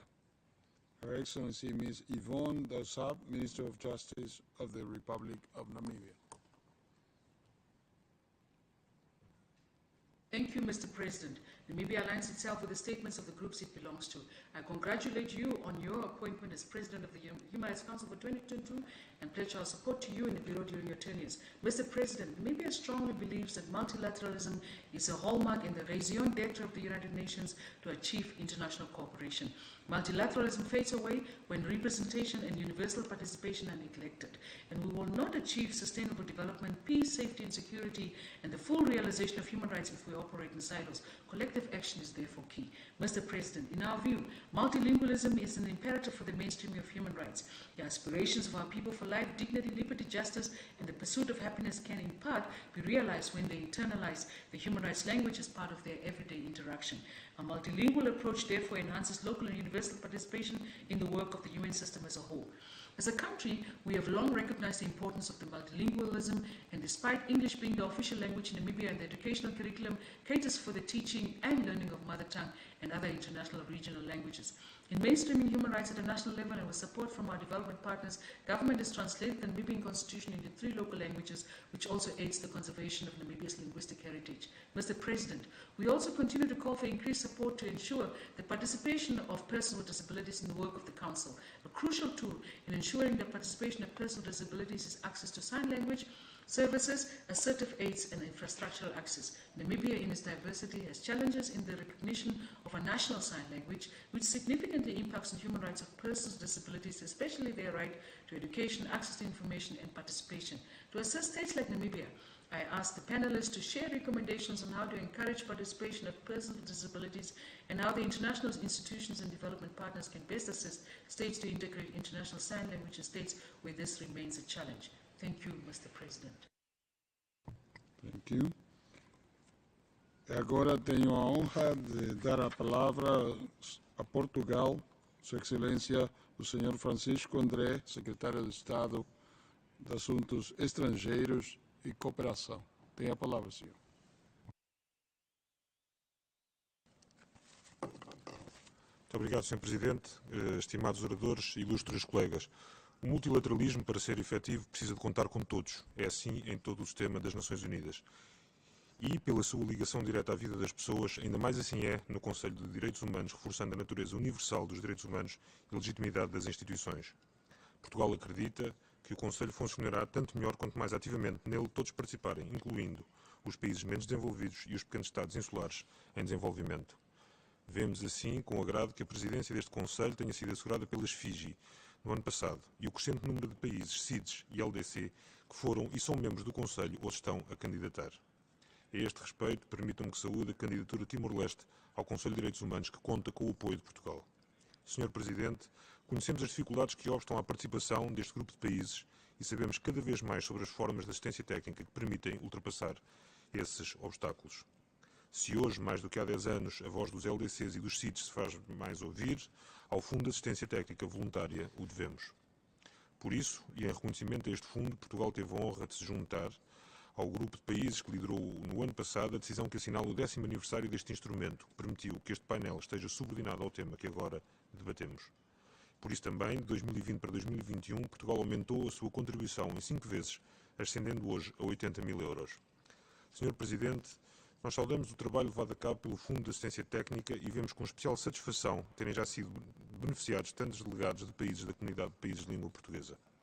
Para além da universalidade e de uma maior diversidade, a ação do Fundo contribui também para o reforço do multilingualismo neste Conselho, um valor fundamental para Portugal.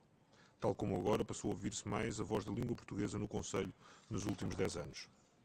Os países menos desenvolvidos e os pequenos Estados insulares em desenvolvimento partilham desafios comuns e trazem ao Conselho novas e importantes perspectivas. Os LDCs e os CIDs sentem de modo ainda mais tangível e preocupante os impactos nefastos que as alterações climáticas, o crescimento de fenómenos meteorológicos extremos e a subida do nível do mar têm na realização plena dos direitos humanos. É uma preocupação que Portugal partilha e procuramos reforçar o diálogo e a cooperação com os LDCs e os CIDs sobre o nexo clima-oceanos, direitos humanos, que figura de forma proeminente na 2ª Conferência das Nações Unidas sobre Oceanos, que decorrerá em Lisboa este ano, no final de junho. Sr. Presidente, celebremos hoje o aniversário deste fundo, unidos na convicção que o multilateralismo só o será verdadeiramente quando a todos incluir. Muito obrigado. Muito obrigado, Excelência. And now I give the floor to the distinguished permanent representative of Finland. You have the floor, on behalf of a group of countries. Thank you, Mr. President. I have the honor to speak on behalf of the Nordic-Baltic countries, Denmark, Estonia, Iceland, Latvia, Lithuania, Norway, Sweden, and my own country, Finland. We welcome the discussion and the very interesting presentations. We give our full support to securing universal participation in the entire UN system, including the Human Rights Council. The Nordic-Baltic countries are fully committed to ensuring that the voice of all states and individuals in all their diversity is heard in an equal and inclusive way in this Council. Human rights are universal. It is therefore key that all countries are represented in discussions and decision-making processes that are aimed to protect everyone's enjoyment of all human rights in the respective countries. In addition to the voice of the UN member states, we need the expertise and grassroots knowledge of other stakeholders in this Council. The Nordic-Baltic countries highlight the importance of increasing the participation of civil society and human rights defenders, including, not least, women and girls, in our work. In addition, we are committed to enhancing the participation of indigenous peoples' representatives and institutions in relevant United Nations bodies on issues affecting them. Distinguished panelists, in your view, how could we strengthen the voice of non-governmental stakeholders from LDCs and CIDs in this Council? I thank you. Thank you. And now I give the floor to the distinguished permanent representative of Maldives on behalf of a group of countries. Ambassador, you have the floor. Thank you, Mr. President. My delegation is making this statement on behalf of a group of small island developing states, the list of which will be available in the extranet. At the outset, we would like to thank the President of the General Assembly, the High Commissioner for Human Rights, and the Director General of the World Health Organization for their enlightening remarks. We would also like to thank the esteemed panelists for their contributions to the important topic of universal participation to the mainstreaming of human rights throughout the UN system. Mr. President, small island developing states have great value to contribute to the Human Rights Council. Unfortunately, financial and capacity constraints create obstacles for the universal participation of SIDS in the Council. As the work of the Council evolves and grows, so do the accompanying resource challenges faced by SIDS. Thus, we applaud the establishment and management of the Voluntary Trust Fund for LDCs and SIDS over the past decade. The Trust Fund acknowledges the obstacles faced by SIDS and takes meaningful measures to remedy these resource constraints. We believe that the LDC SIDS Trust Fund has immensely contributed to the enhancing the participation and engagement of SIDS in the Human Rights Council. The enhanced engagement of SIDS in the Council sessions enables us to better protect and promote human rights issues in our respective countries and contribute to the protection and promotion of human rights across the globe. We are happy to note that discussions on climate change has assumed increasing importance within the debates of the Human Rights Council. The Third International Conference on Small Island Developing States recognized the serious threats posed by global warming and sea level rise to the efforts of SIDS to achieve the Sustainable Development Goals. We hope the international community would accelerate efforts to meet the targets for climate finance. The COVID-19 crisis has further exacerbated the environmental and developmental challenges faced by SIDS, exacting a heavy toll on the lives and livelihoods of those living in small island developing states.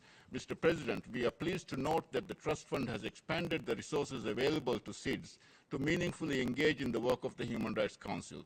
Therefore, we extend our deepest appreciation to the Office of the High Commissioner and acknowledge the generous contribution made by donors of the Trust Fund for their efforts to strengthen our capacities to promote human rights at the national and international levels. In conclusion, we would like to ask the panel, what further steps can the Council take to ensure that SIDS are able to meaningfully participate in the work of promotion of human rights both at home and abroad over the long term and in a sustainable manner? I thank you. Thank you. And now I give the floor to the delegation of Pakistan on behalf of the Organization of Islamic Cooperation. You have the floor. Thank you, Mr. President. We thank the speakers and panelists for their insightful remarks. The theme of this panel resonates with many of the contemporary challenges and opportunities. Universal and meaningful participation of least developed countries and small island developing states at the UN is both essential and urgent. These countries are at the forefront of bracing the impacts of the triple crises of health, climate, and economy. Therefore, perspectives and voices of these countries need to be mainstreamed into global response to these global problems. In the wider context, ensuring inclusive participation of all states, especially smaller ones, will help us in making the UN system fit for its purpose. Mr. President, we recognize the valuable contributions of the UN Trust Fund to support participation of SIDS and LDCs in the Council's work. Facts attest to this. We especially appreciate the efforts of the Secretariat in ensuring continued participation of these countries during the COVID pandemic through timely virtual arrangements.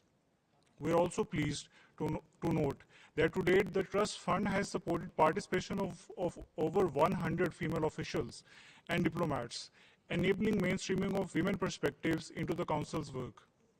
Many of the OIC countries have both benefited from and contributed to the Trust Fund. At its 10th anniversary, we reaffirm our strong support to this landmark initiative. Mr. President, the need to address structural inequalities is being widely advocated as part of a strong and resilient recovery from the COVID pandemic. The SIDS and LDCs have borne the brunt of COVID's social and economic impacts. Therefore, ensuring their universal and meaningful participation in multilateral forums is vital to evolve response strategies to address inequalities and vulnerabilities.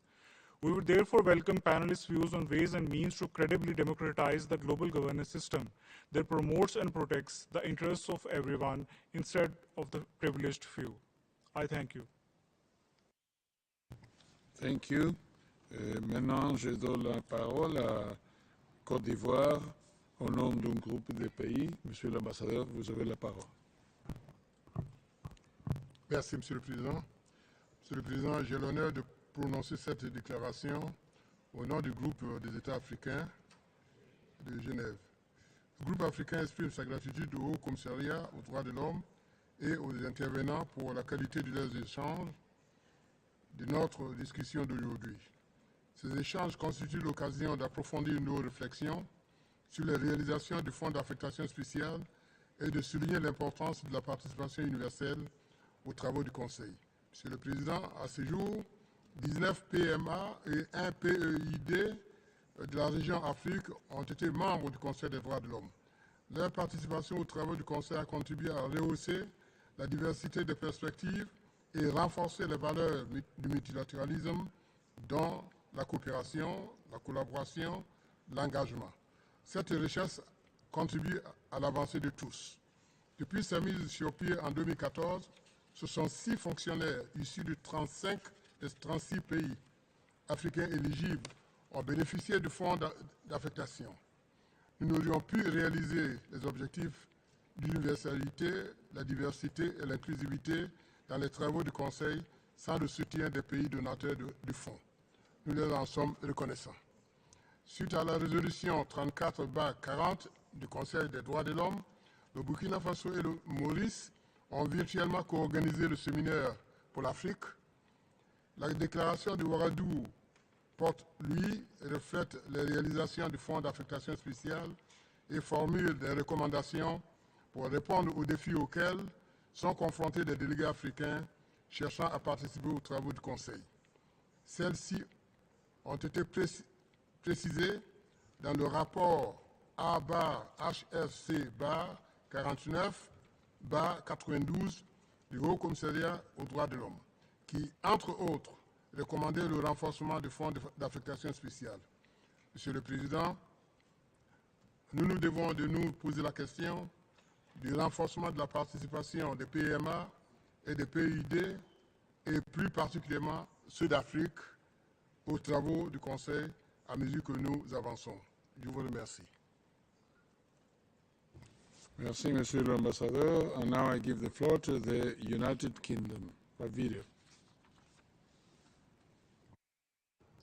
Thank you. This statement is on behalf of the Human Rights Council Membership Contact Group. The LDC's SIDS Trust Fund has been one of this Council's flagship achievements.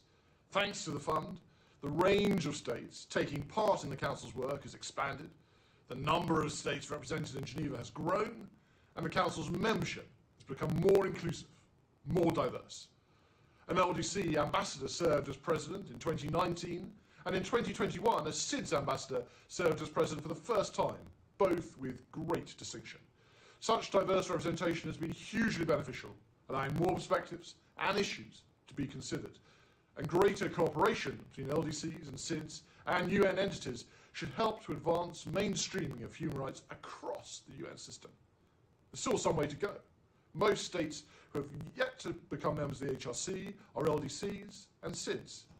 The purpose of our contact group is to make Council membership even more inclusive and diverse. We're ready to help those states who want to stand for election, and we're committed to further strengthening the Trust Fund so that it provides additional support to those LDCs and SIDS that secure a seat. Thank you very much. Thank you. And now I give the floor to Vanuatu on behalf of a group of countries. Thank you, Mr. President. I have the honor to take the floor on behalf of Australia, Bahamas, Barbados, Burkina Faso, Djibouti, Ethiopia, Guyana, Luxembourg, Maldives, Mauritius, Morocco, Netherlands, Norway, Pakistan, Peru, Poland, Portugal, Senegal, Singapore, Sudan, Switzerland, Togo, Turkey, and Vanuatu. We are pleased that the Human Rights Council decided to mark the 10th anniversary of the Voluntary Technical Assistance Trust Fund to support the participation of LDCs and small island developing states in the work of the Human Rights Council. Through the 2022 edition of the Mainstreaming Panel. Today's panel provides the perfect opportunity to highlight the achievements of the Trust Fund and to jointly express the benefits of universal and meaningful participation of all member states of the United Nations in the work of the Human Rights Council. The Trust Fund has made a huge difference in the work of the Human Rights Council. The Trust Fund has increased inclusivity in the work of the Council and support beneficiaries in a way which would have otherwise not been possible. It contributed to raising awareness and capacity building of the beneficiaries of the nature and work of the Council. It led to the expansion of the range of states taking part in the Council's work and a better reflection of the views of LDCs and seats expressed therein. The Council, at its 49th session, will examine ways and means to further improve the impact of the programme and activities of the Trust Fund. Monsieur le Président, nous pensons que la participation universelle doit également être réalisée dans l'autre enceinte multilatérale. Trouver des solutions globales aux problèmes mondiaux va de pair avec la participation universelle et significative de tous les États. Genève dispose d'une concentration unique des acteurs mondiaux actifs dans un large éventail de domaines, présents dans toutes les régions du monde et engagés dans le travail interdisciplinaire. Les décisions prises ici ont autant d'impact sur la promotion et la protection des droits de l'homme que sur d'autres domaines ayant des ramifications et des implications en matière de droits de l'homme tels que santé, commerce, travail, sciences, télécommunications, droits humanitaires et migration, l'environnement, mais aussi les pays de sécurité et de disarmement.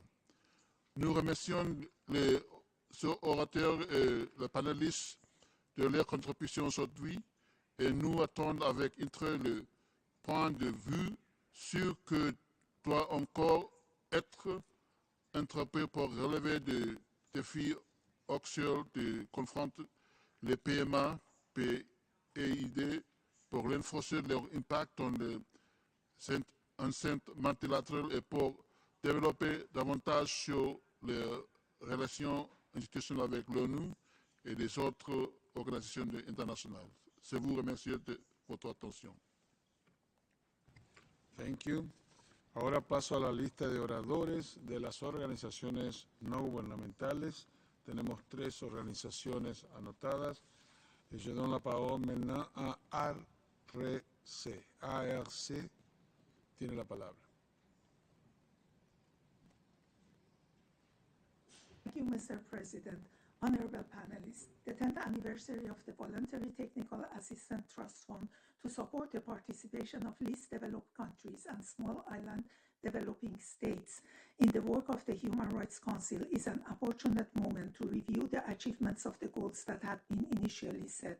Although Decision 46-115 received the most support by the states in this council and was co-sponsored by 160 member states, concrete and practical outcomes are yet to be realized. Despite the existence of trainings and capacity building activities and notwithstanding the presence of an NGO representative in the panel, it is disappointing that the draft list of NGO speakers in this high-level panel fails to include any NGOs from LDC SID states. We also note with concern that since the onset of the COVID-19 pandemic, in spite of numerous promises, the number of donors has decreased by 30%. Finally, and perhaps most strikingly, the fact that despite all professed measures, 37% of all UN member states continue to fall within the list of least developed countries and small island developing states shows that we are still a far cry from achieving the SDG goals, including targets 10.5, 10.6, 10.7, 10.A, B, and C, as well as target 16.8 and many targets of Goal 17. To ensure their realization, promises and commitments do not suffice and must be followed by concrete action and follow-up. Thank you. Thank you. And now I give the floor to the organization Juventum EV by video. Mr. President of the Human Rights Council, Mr. President of the General Assembly, Madam High Commissioner, Excellencies, ladies and gentlemen, Educational NGO for Sustainability, Inventum, is honored to participate. We would like to commend the Human Rights Council for the establishment of the Trust Fund and wish for the future development of the system. Establishing the Trust Fund for the universal participation of LDCs and SIDS in the Human Rights Council is one of the most important achievements toward Leave No One Behind, not only for the inclusiveness, but also for the value of the inputs. We would love to see more of these good mechanisms in the UN system in general. COVID-19 finally forced us to utilize the already available technology for the remote work. Human Rights Council successfully took place in remote and hybrid formats.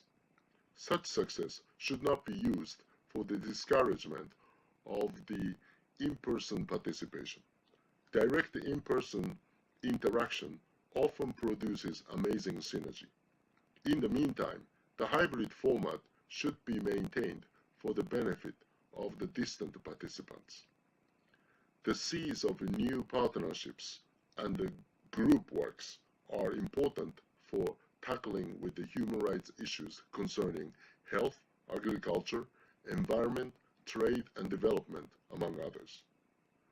We, the civil society, strongly feel this way and are happy about the upcoming recovery from COVID-19 pandemic.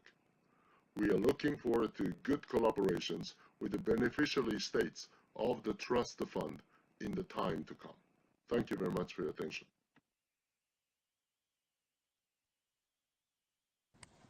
Thank you. And now I give the floor to the organization UPR Info here in the room. You have the floor. Thank you. Mr. President, the third cycle of the UPR just ended. One of the key elements of its success was the participation. The mechanism is based on the participation of a variety of stakeholders, the government, local governments, the parliament, the judiciary, NHRIs, and CSOs. Each contribute according to their mandate and responsibilities to an effective implementation of the UPR recommendation. This participatory aspect provides for policies to be designed reflecting right holders, regional, vulnerable, and marginalized group concerns. The UPR put also on an equal footing all UN member states, state on the review and recommending state. In this regard, it allowed to hear about the human rights situation of LDCs and states and for them to be heard on critical issues affecting them, such as the impact of climate change on the enjoyment of human rights, from access to water, housing, to the right to a healthy environment. While recognizing the importance of in-person meetings, UPR Info supports at the same time the new modalities put in place during the COVID-19 pandemic, making use of pre-recorded statements which allowed a wider participation of not only the state delegation, but also of local civil society organizations. This participation created a sense of ownership of the process and paved the way for an inclusive implementation of the UPR recommendation, hence the advancements of human rights. UPR Info encouraged states to continue offering through the UPR a space for dialogue and cooperation and to create opportunities for all segments of society to become empowered and therefore influence decisions affecting their life. Access to information in several languages will be particularly valuable for enabling citizens to exercise their right to effectively monitor and uphold government to account. A participatory democracy will support an agenda to achieve transformational change. It will strengthen the foundation for sustainable development based on human rights, centers on people and the planet. I thank you. Thank you. Y ahora pasamos al segundo y último segmento de oradores y por una cuestión de organización, in order to fill up within the time we have until 6, I will give the floor to the delegations that are in the room, and the ones on video will be put in the web, otherwise we won't be able to finish on time, the time allotted. So the first will be UN Women. Thank you, Mr. President. On the occasion of the 10th anniversary of the Voluntary Technical Assistance Trust Fund, UN Women would like to commend the fund's achievements in supporting the participation of least developed countries and small island development states in the work of the Human Rights Council. Least developed countries and small island developing states' access and participation within the Human Rights Council and its mechanisms is crucial for greater promotion and protection of human rights, particularly those of women and girls. Women and girls from least developed countries and small island developing states face a unique set of challenges in accessing and claiming their rights. They face multiple and intersecting forms of discrimination on a day-to-day basis. The Pacific region, for instance, has the lowest rate of women in parliament and one of the highest rates of gender-based violence in the world. UN Women would like to call for greater prioritization of human rights-based approaches, which are gender transformative in nature, and ensures that the voices of women and girls from least developed countries and small islands developing states are heard and considered within multilateral fora, including the Human Rights Council and its mechanisms. UN Women also calls for strengthening access and opportunity of engagement of Pacific small islands and developing states within the Human Rights Council through the support provided by the Voluntary Technical Assistance Trust Fund. We look forward to greater engagement and continued support to the Human Rights Council for the protection of rights and women and girls from least developed countries and small island developing states. I thank you. Thank you. Agora tem a palavra a delegação da Angola. Tem a palavra. No?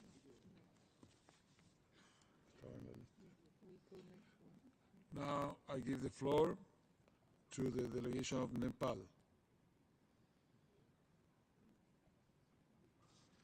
Mr. President, Nepal appreciates distinguished speakers and panelists for their insightful remarks. Nepal notes with pleasure that the Voluntary Technical Assistance Trust Fund to support the participation of LDCs and SITs in the work of the Human Rights Council marks the 10th anniversary. The support extended by the Trust Fund has indeed contributed to the universal, meaningful participation, active engagement, and substantive contribution of all UN member states in the activities of the Council. The fund has enabled the member states without having permanent representation in Geneva, and also with the LDC and SITS mission in Geneva having limited human resources to engage in the Council works. We also commend the role of the Trust Fund in organizing trainings and capacity building activities on the human rights system. I'm happy to note that Nepal as an LDC is one of the beneficiaries of the Trust Fund. Mr. President, we underline that the financial support from the donors remains crucial in the operationalization of the Trust Fund. The support extended to the functioning of the Trust Fund demonstrates the goodwill and cooperation by the international community. We take encouraging note of the achievements made by the Trust Fund, including the support it has provided to a total of 172 officials from 71 out of 72 LDCs and SITs since its operation in 2014. We therefore underscore the need for continued support from all its stakeholders to strengthen the capacity of the Trust Fund for making it sustainable. I thank you.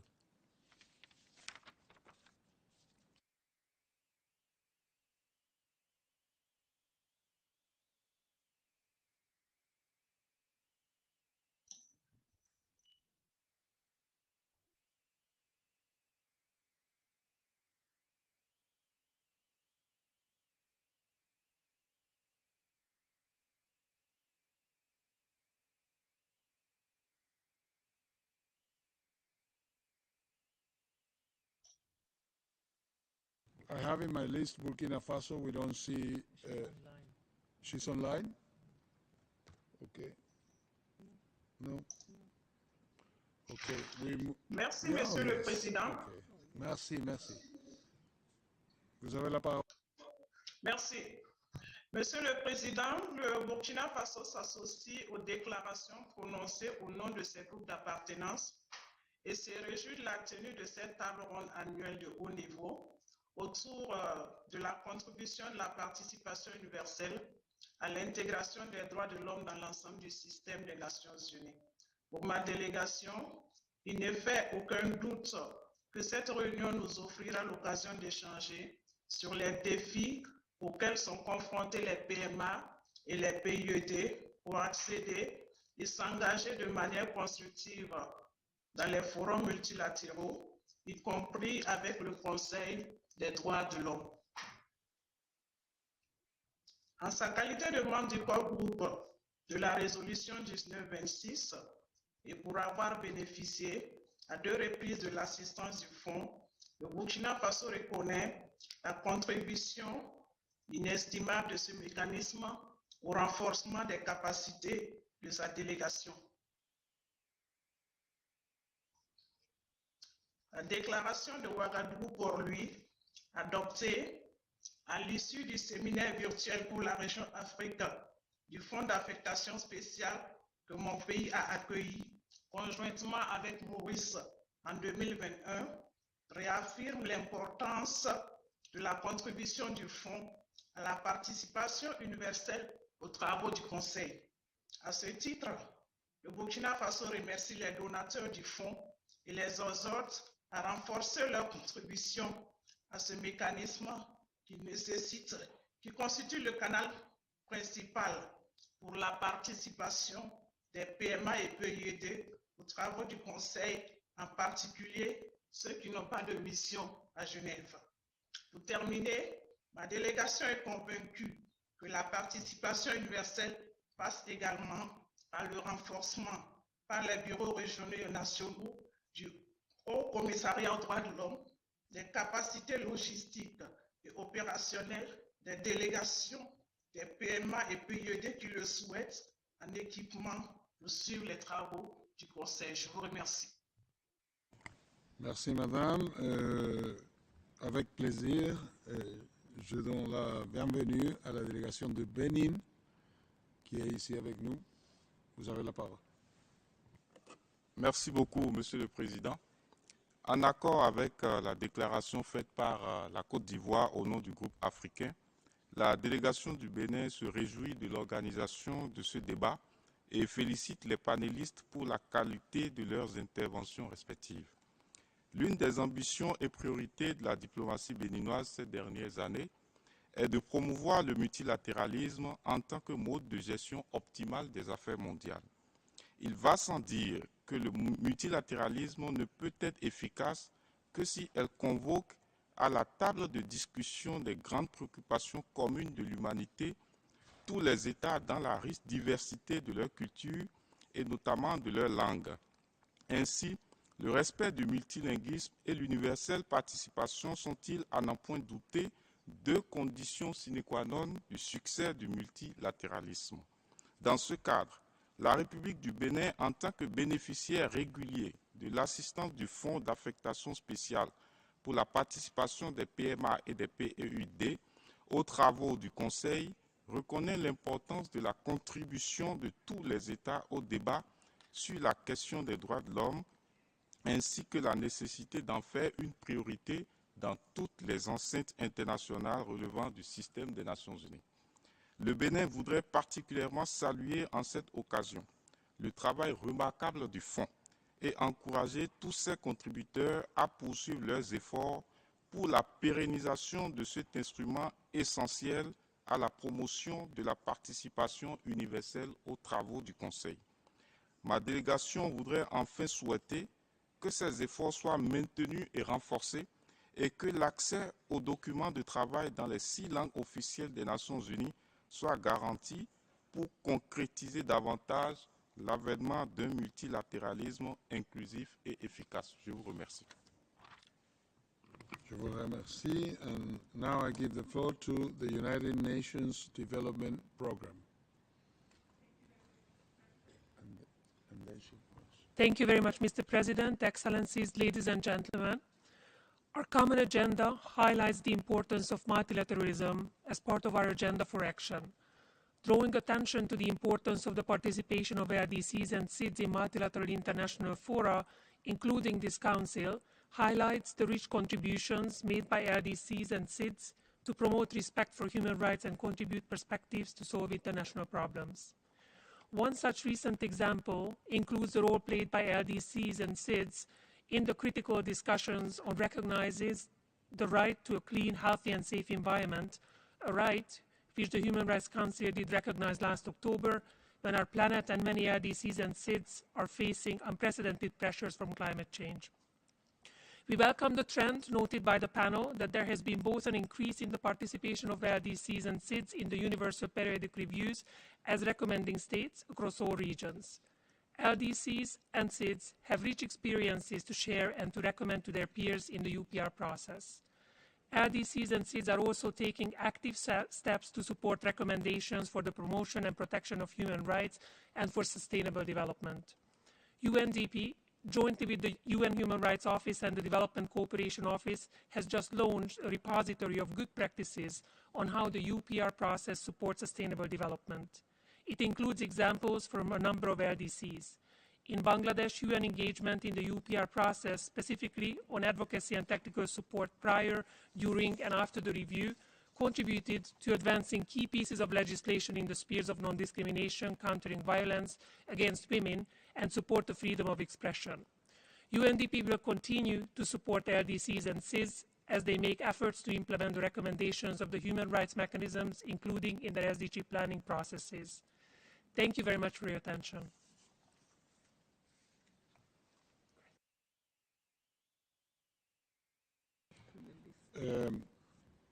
Y ahora le doy la palabra a la señora secretaria, secretaria general de UNCTAD para hacer unos comentarios. Rebeca, tiene la palabra. Muchísimas gracias. Yo creo que este ha sido un debate muy enriquecedor. En realidad se han enfatizado los mejores principios de la diversidad como parte de la Agenda de Derechos Humanos y la diversidad en todo sentido, ¿no? En sentido geográfico, de vulnerabilidad, de distintos niveles de desarrollo, lingüística, de la diversidad lingüística, de género, de edad. Y se ha puesto de manifiesto que la verdadera inclusividad es la única que garantiza la universalidad y el multilateralismo efectivo. Y yo creo que todos tenemos la responsabilidad de llevar estos principios a la práctica y de hacerlo cooperativamente, colectivamente, trabajando entre nosotros. Mainstreaming Human Rights and Cooperation. Así que muchas felicidades de verdad al Trust Fund en sus 10 años. Aquí está Fatu, la directora del Trust Fund. Yo creo que nosotros todos reconocemos el trabajo del equipo que se ha hecho. Yo creo que ese reconocimiento es muy merecido y como bien dijeron muchos de ustedes y dijeron también las organizaciones de la sociedad civil, hacemos votos porque el apoyo al Trust Fund siga y se mantenga, que no disminuya y que haga posible que este esfuerzo sea sostenible porque vale la pena. Así que muchas gracias a todos por un debate muy enriquecedor. Muchas gracias. Y ahora vamos a seguir con los que quedan, que no son muchos, pero que son videos que habíamos dejado para el final. Agradecemos a los intérpretes que nos dan unos minutos más. Y el primer video, en orden del que estaba original, es de la Unión Europea.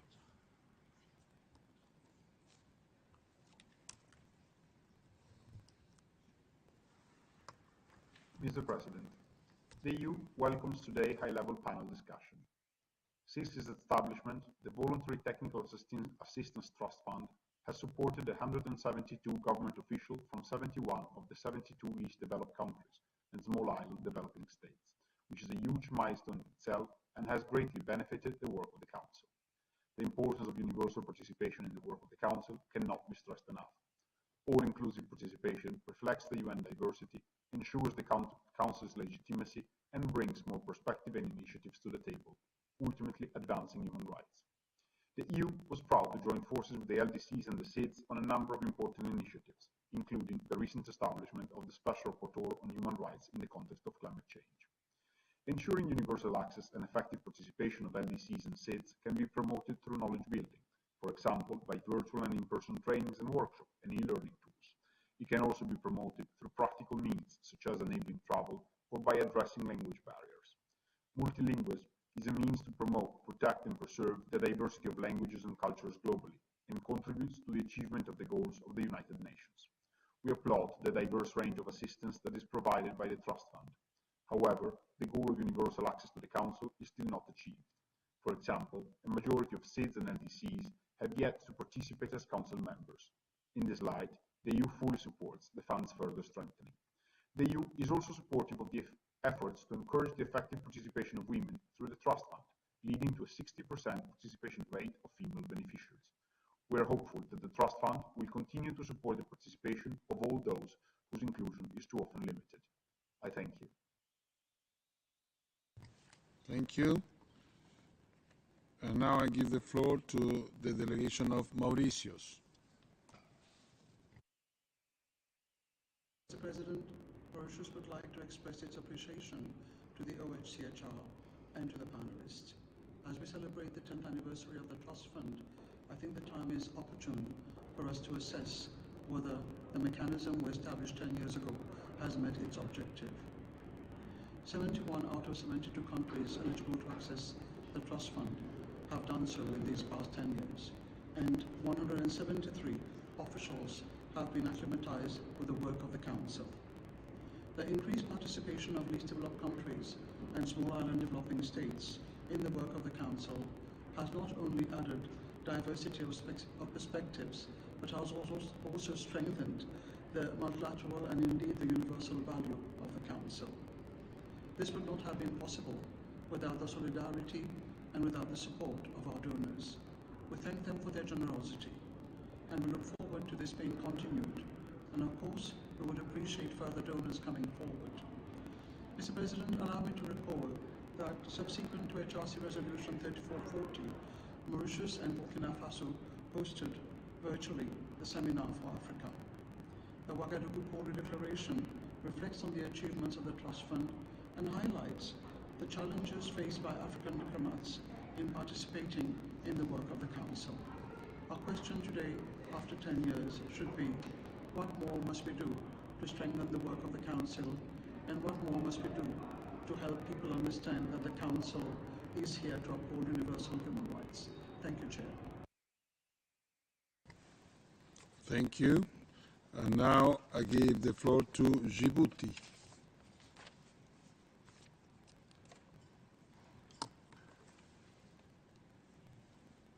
Monsieur le Président, Djibouti s'aligne sur les déclarations faites au nom de ses groupes d'appartenance et remercie le Haut Commissariat pour son rapport ainsi que les différents panélistes pour leur intervention très enrichissante à l'occasion du débat consacré à la participation universelle.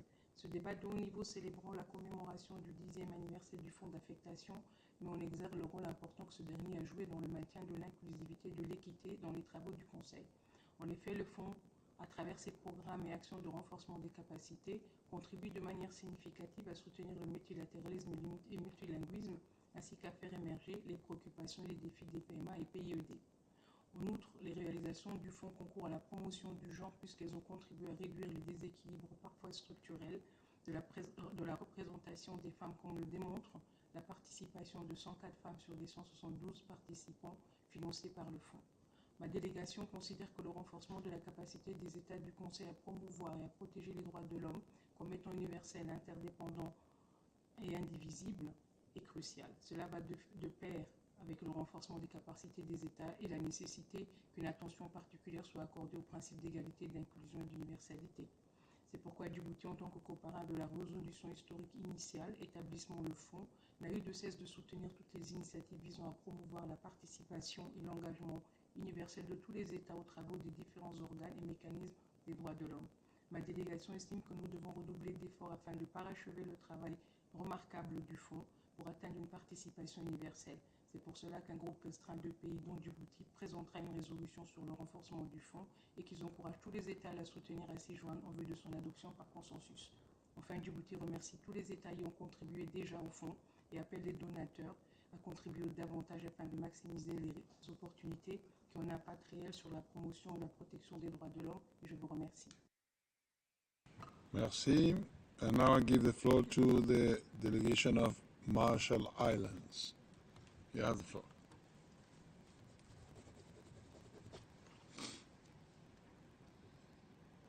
Thank you, Mr. President. The Marshall Islands would like to thank the esteemed panelists for their remarks and for highlighting the importance of universal participation and multilingualism in multilateral affairs. We also extend our appreciation to the support given to the LTC SIDS Trust Fund by the OHCHR and thank the donor countries for their generosity, which has enabled the participation of 2 delegates and 2 fellows from the Marshall Islands.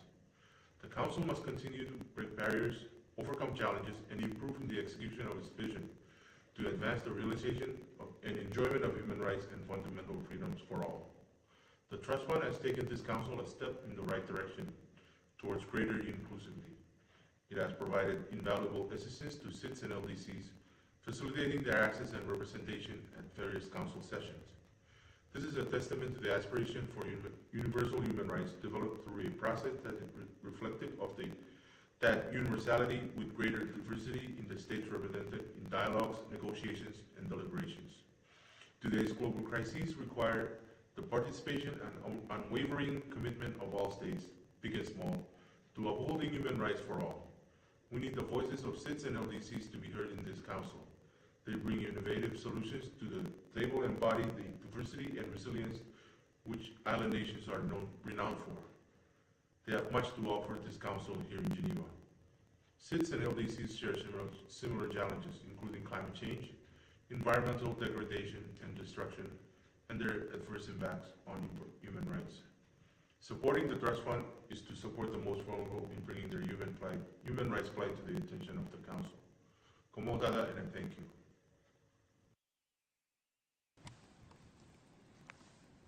Thank you. And now I give the floor to Singapore.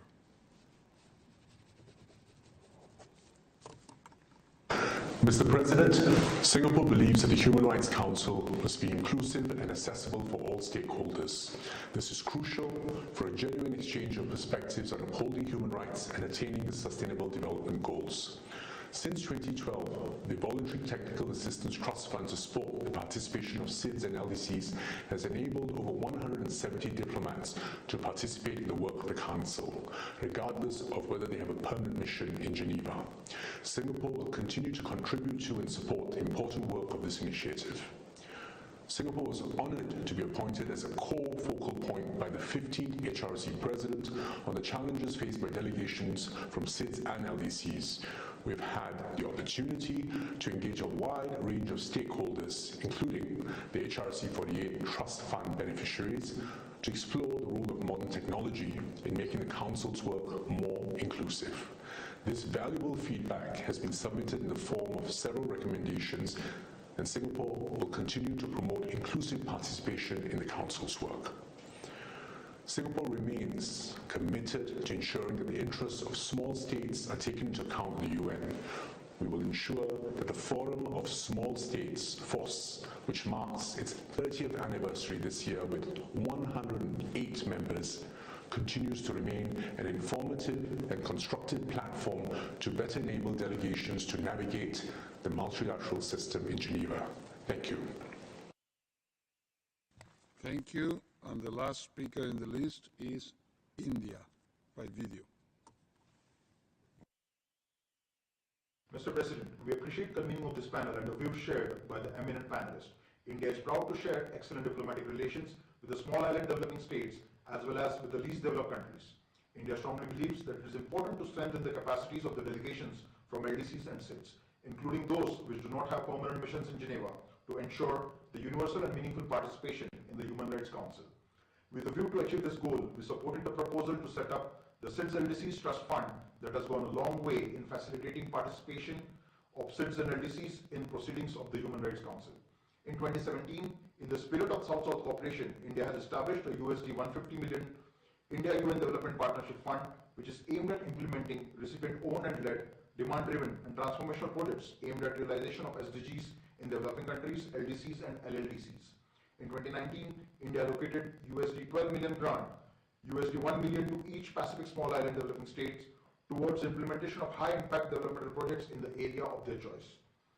At the recent COP26 summit in Glasgow, India, along with partner countries, launched a new initiative called Infrastructure for Resilient Island States, which is a dedicated initiative co-curated by SIDS and Coalition for Disaster Resilient Infrastructure to promote resilient, sustainable and inclusive infrastructure development in SIDS. It is noteworthy that since it became operational in 2014, the Trust Fund has supported 172 government officials, including 104 women and 68 men from 71 of the 72 LDCs and SIDS. Today, at the 10th anniversary of the Trust Fund, it is heartening to see that the Trust Fund is having the desired impact on the ground, where the deliberations of the Council have been widened and enriched by the presence of the delegates from SIDS and LDCs. We have been a regular donor to the Trust Fund, and we hope that our contribution will encourage other countries to extend their support to the Fund and contribute thereby to the universal participation in the work of the Council. Thank you, Mr. President. Thank you. And, para finalizar, vamos a darle por la última palabra a la señora Emeline Siale Ilolaya, que en un mensaje de video nos va a dar sus comentarios finales antes de finalizar la reunión.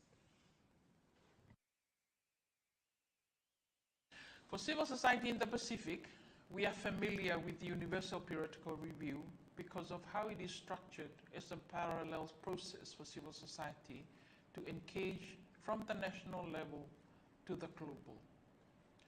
Some recommendations is re-emphasized what has been called for by our civil society in the UPR review from the Pacific.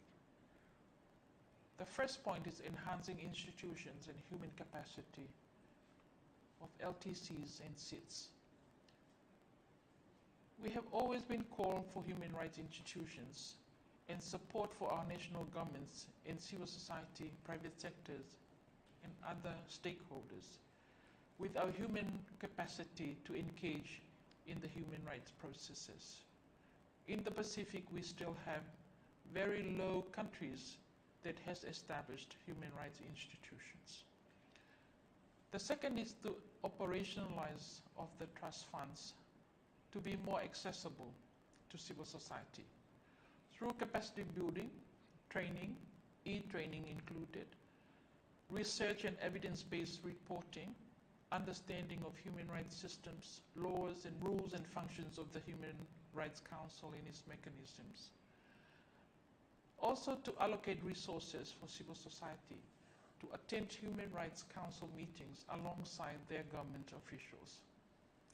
Support for meaningful consultations at the national level to ensure that safeguard of human rights is incorporated in mainstream and cross-cutting across critical emerging issues such as climate change, healthy oceans, health issues, among others.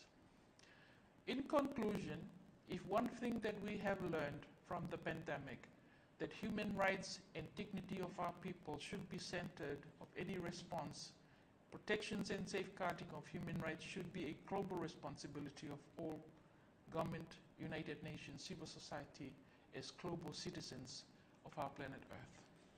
Thank you for the opportunity. Thank you.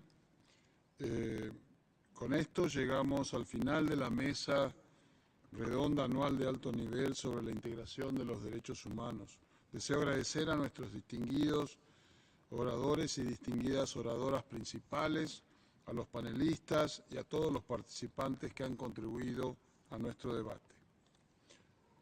Nos volvemos a reunir mañana a las 10 horas para continuar con el segmento de alto nivel. Con esto doy por concluida la tercera sesión del 49 periodo de sesiones del Consejo de Derechos Humanos. Y agradezco a los intérpretes por su paciencia. Muchas gracias.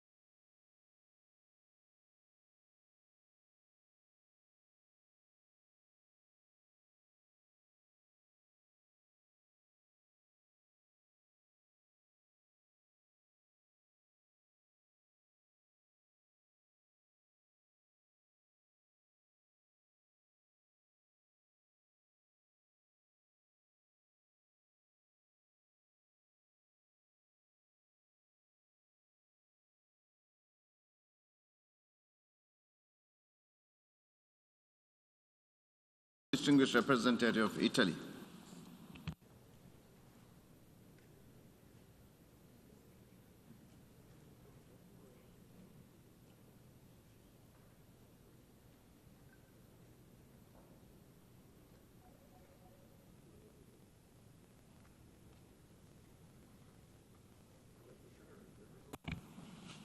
I now give the floor to the distinguished representative of Brazil.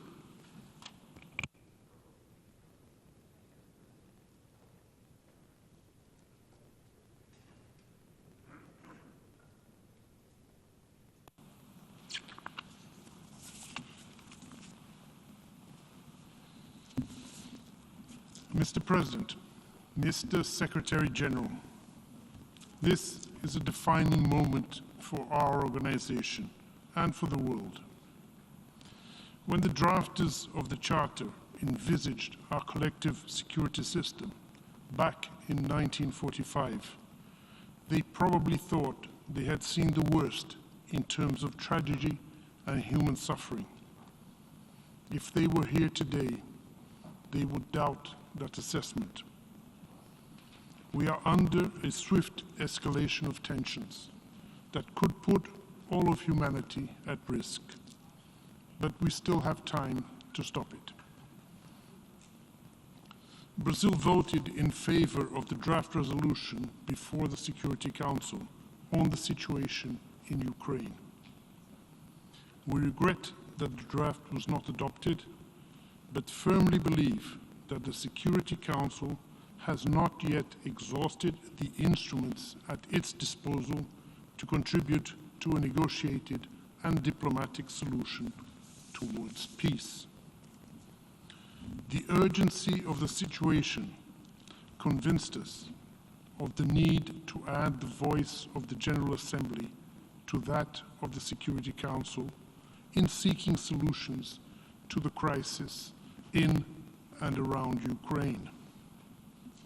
No one can deny the primary responsibility of the Security Council for the maintenance of international peace and security, nor the complementary role that this Assembly can play to that end. Brazil welcomes the engagement of the Secretary General in attempting to de-escalate the growing tensions. It also notes that Ukraine has initiated a case in the International Court of Justice based on the Genocide Convention. This is the moment for the principal organs of the United Nations to work together in pursuing one of the organization's main objectives, to save us from the scourge of war. For that, we need to be exceedingly cautious in moving forward, both in the General Assembly and elsewhere. We are currently witnessing a succession of events that, if not contained soon, could lead to a much broader confrontation. Everyone will suffer, not just those who are fighting. Those who have repeatedly pleaded for de-escalation will also bear the costs of the power play between NATO and Russia that we are currently witnessing. Over the last years, we have seen the progressive deterioration of the security situation and balance of power in Eastern Europe. The undermining of the Minsk agreements by all parties and the discrediting of the security concerns voiced by Russia prepare the ground for the crisis we are all witnessing. Let me be clear, however, this situation in no way justifies the use of force against the territorial integrity and sovereignty of any member state. It is against the most basic norms and principles we all abide by and a clear breach of the UN Charter. Mr. President, it is of our collective interest to jointly do all we can to stop and reverse the belligerent actions before it is too late. Brazil reiterates its calls for an immediate ceasefire in Ukraine, as well as for full respect for international humanitarian law. Equally important, we call all actors involved to reassess their decisions concerning the supply of weapons, the recourse to cyber attacks, and the application of selective sanctions, particularly those which could affect the global economy, including the critical area of food security.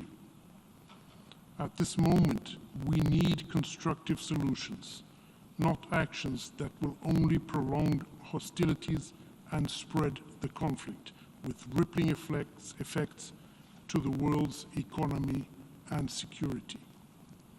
As we speak, hundreds of thousands of civilians have already fled Ukraine. Many more will certainly follow, millions perhaps. The destruction of infrastructure has left people without electricity and water. Damage to essential infrastructure, interruption of basic services, including transportation and access to basic supplies, the danger to persons with disabilities, the elderly, and children are causes of grave concern.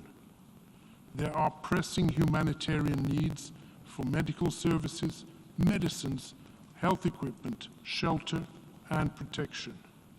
The prospect of hostilities conducted in populated areas, compounded by the possible use of explosive weapons and direct participation of civilians, is also extremely worrisome.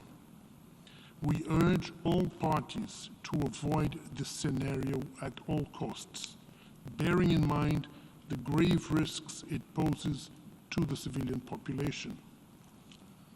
We call on all parties to adopt measures to ensure the protection of civilians and of critical civilian infrastructure, as well as to ensure unhindered humanitarian access to all those in need and the protection of refugees and displaced persons. We also reiterate our appeal to Ukraine and Russia to facilitate the withdrawal of all persons who want to leave the Ukrainian territory. Brazil expresses its gratitude to Poland, Slovakia, Hungary, Moldova, Romania, and others that are facilitating the exit of people fleeing the conflict, including Brazilians and Latin Americans. Let me also take this opportunity to express our solidarity to all families who have lost someone in this war, to all people left without home, water, and electricity, to those who are fleeing in fear, sometimes with nowhere to go, and to everyone who is now trapped in a conflict zone, desperately attempting to find refuge. I wish to commend all personnel that are now in Ukraine trying to alleviate the suffering of the population. We know that you are doing your best in very challenging circumstances, and we know that more could be done to assist you in your efforts. Mr. President, few times has the General Assembly been convened under the Uniting for Peace resolution. By meeting today, the international community shows its unwavering determination to reach a diplomatic solution to the ongoing conflict in Ukraine. A peaceful settlement of the crisis is not only the cessation of hostilities, it is about creating the conditions for a greater sense of security among all involved. It is about rebuilding bridges and regaining trust. And it is about respect. Respect for each other's legitimate security concerns, for civilian lives, for all countries that do not want a war, for international law, and for the most basic principles that have guided this organization since its inception. I thank you, Mr. President. I thank the distinguished representative of Brazil.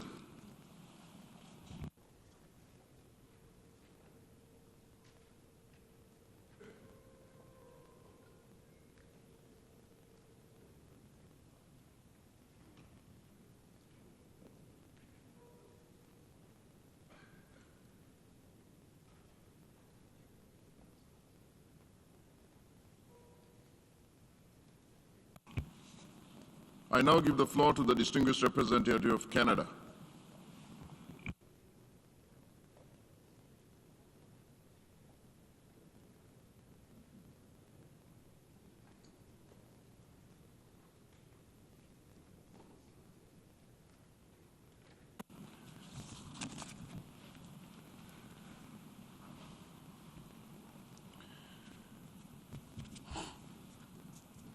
Monsieur le Président, Mr. President, Monsieur le Secrétaire Général, Mr. Secretary General, chers délégués, distinguished delegates, nous nous réunissons à une heure très grave. the hour is grave. La Fédération de The Russie, Russian Federation, membre permanent a du permanent Conseil de member sécurité, of the Security Council, a lancé une has guerre unleashed d'agression illégale an illegal et and injustifiable unjustifiable contre war of la aggression souveraineté, against the sovereignty, l'intégrité the territorial territoriale integrity, et and l'indépendance the politique political independence de notre of État another membre de member l'ONU, state of the United Nations, l'Ukraine.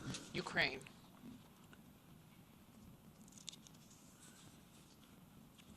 Les notions de la Russie The constituent une violation. Les notion- actions de la the Russie actions of the Russian constituent Federation une constitute violation flagrante an de la Charte egregious des Nations Unies, violation of the Charter of the United de ses Nations objectifs and of its purposes et de ses and its principes. principles.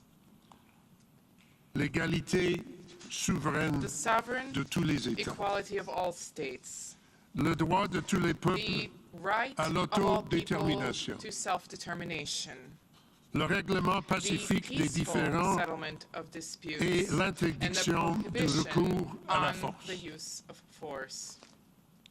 En lançant cette guerre, By unleashing this la war, Russie the Russian cherche Federation à seeks détruire to destroy la liberté the d'un freedom peuple of a people et d'une and nation of qui est souveraine, a nation, indépendante a sovereign, et intégrale. independent, and integral nation. C'est une guerre qui est basée This is a war sur le désir that du is président fueled Poutine by the desire of d'un President Putin retour to à restore l'impérialisme colonial. imperialism and colonialism.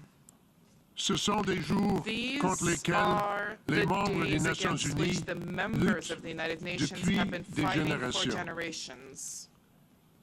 Et And encore, the Russian la Russie a Federation, empêché once again, le Conseil de has sécurité prevented the Security de Council s'acquitter de son from devoir exercising fondamental, its primary duty, protéger la paix that of protecting the et peace, la sécurité that du of the monde. maintenance of international peace and Nous sommes ici security. parce que la Russie We are gathered a une here fois today de because the plus Russian Federation has utilisé yet again son droit de veto, illegitimately que exercised nous its pensons veto est right, toujours illégitime, which we continue to comme view elle l'a as fait de illegitimate, nombreuses autres as occasions. it has done on a number of other occasions. Et la Russie menace And the Russian maintenant Federation l'Ukraine, has now turned l'Europe its threat to et le monde Ukraine, entier Europe, and d'utiliser the des entire armes world with nucléaires the threat of en nuclear violation weapons use directe in de la a déclaration flagrant commune des violation dirigeants of the joint des 5 statement membres of the leaders permanents of the 5 du permanent Conseil members of the ce Security janvier. Council this past January. Mr. President, it was in January of this year that members of the P5 agreed that a recourse to the nuclear option, to the nuclear threat, to the nuclear possibility was wrong. They admitted that no one could win this kind of confrontation. Just a few days later, President Putin announced that he was going to resort to this threat, directly contrary to what he had promised, signed, sealed, and delivered 6 weeks before. And so here we are, with a war that is a threat to each and every one of us. Through this resolution before us today, we as members of the United Nations have the chance to stand up in defense of a free people and to rebuke the evil notion that might makes right. And now we must all step up and stand up. Canada urges all member states to unequivocally condemn Russia's actions and to vote in favor of the resolution that is now before the Assembly. Russia has not been alone in undermining these foundational norms and rules, Mr. President. Belarus has also violated its obligations under the UN Charter and under international law. By allowing Russia to use its territory to invade and launch attacks against Ukraine, Belarus is aiding and abetting Russia's illegal war of aggression. Belarus's decision to send its force into Ukraine and to revoke its non-nuclear status are all completely unacceptable to us and completely incompatible with its obligations under the Charter of the United Nations. Mr. President, there must be accountability for these actions. As Russia has escalated its unjustifiable attack on Ukraine, its forces have encircled and shelled Ukrainian cities, targeting, killing, and maiming innocent Ukrainian civilians, children, women, and men. They are bombing civilian objects, hospitals, schools, kindergartens, apartments, and homes. They're looting and forcibly displacing civilians. Many hundreds of thousands have fled in freezing temperatures, seeking shelter across Ukraine's borders. There are credible reports that Russian forces are using prohibited weapons, including cluster bombs, and imposing siege warfare on Ukrainian cities. This is not news that comes in last week, news that comes in this morning. Pictures one can see visibly on social media as to what is taking place. Very different from the wars that have been waged in the past. We know what is happening in real time, and it is completely abhorrent. Let me be very clear, Mr. President. These are violations of international law, and they are acts that could amount to war crimes under international humanitarian law. Those acts flow directly from decisions that were made by President Putin and his inner circle, that were enabled by Belarus and their leaders, and carried out by Russia's armed forces and its proxies. These crimes began with an idea. What was the idea? We don't have to invent it. All we have to do is read President Putin's speeches and watch his declarations. The idea that a group of people are lesser, unequal, and unworthy, worthy of the protection of the law. The idea that a people, in fact, do not exist as a people, that they don't have a right to be themselves, that they don't have a right to their own nation, to their own country, that they have no right to the protection of the Charter.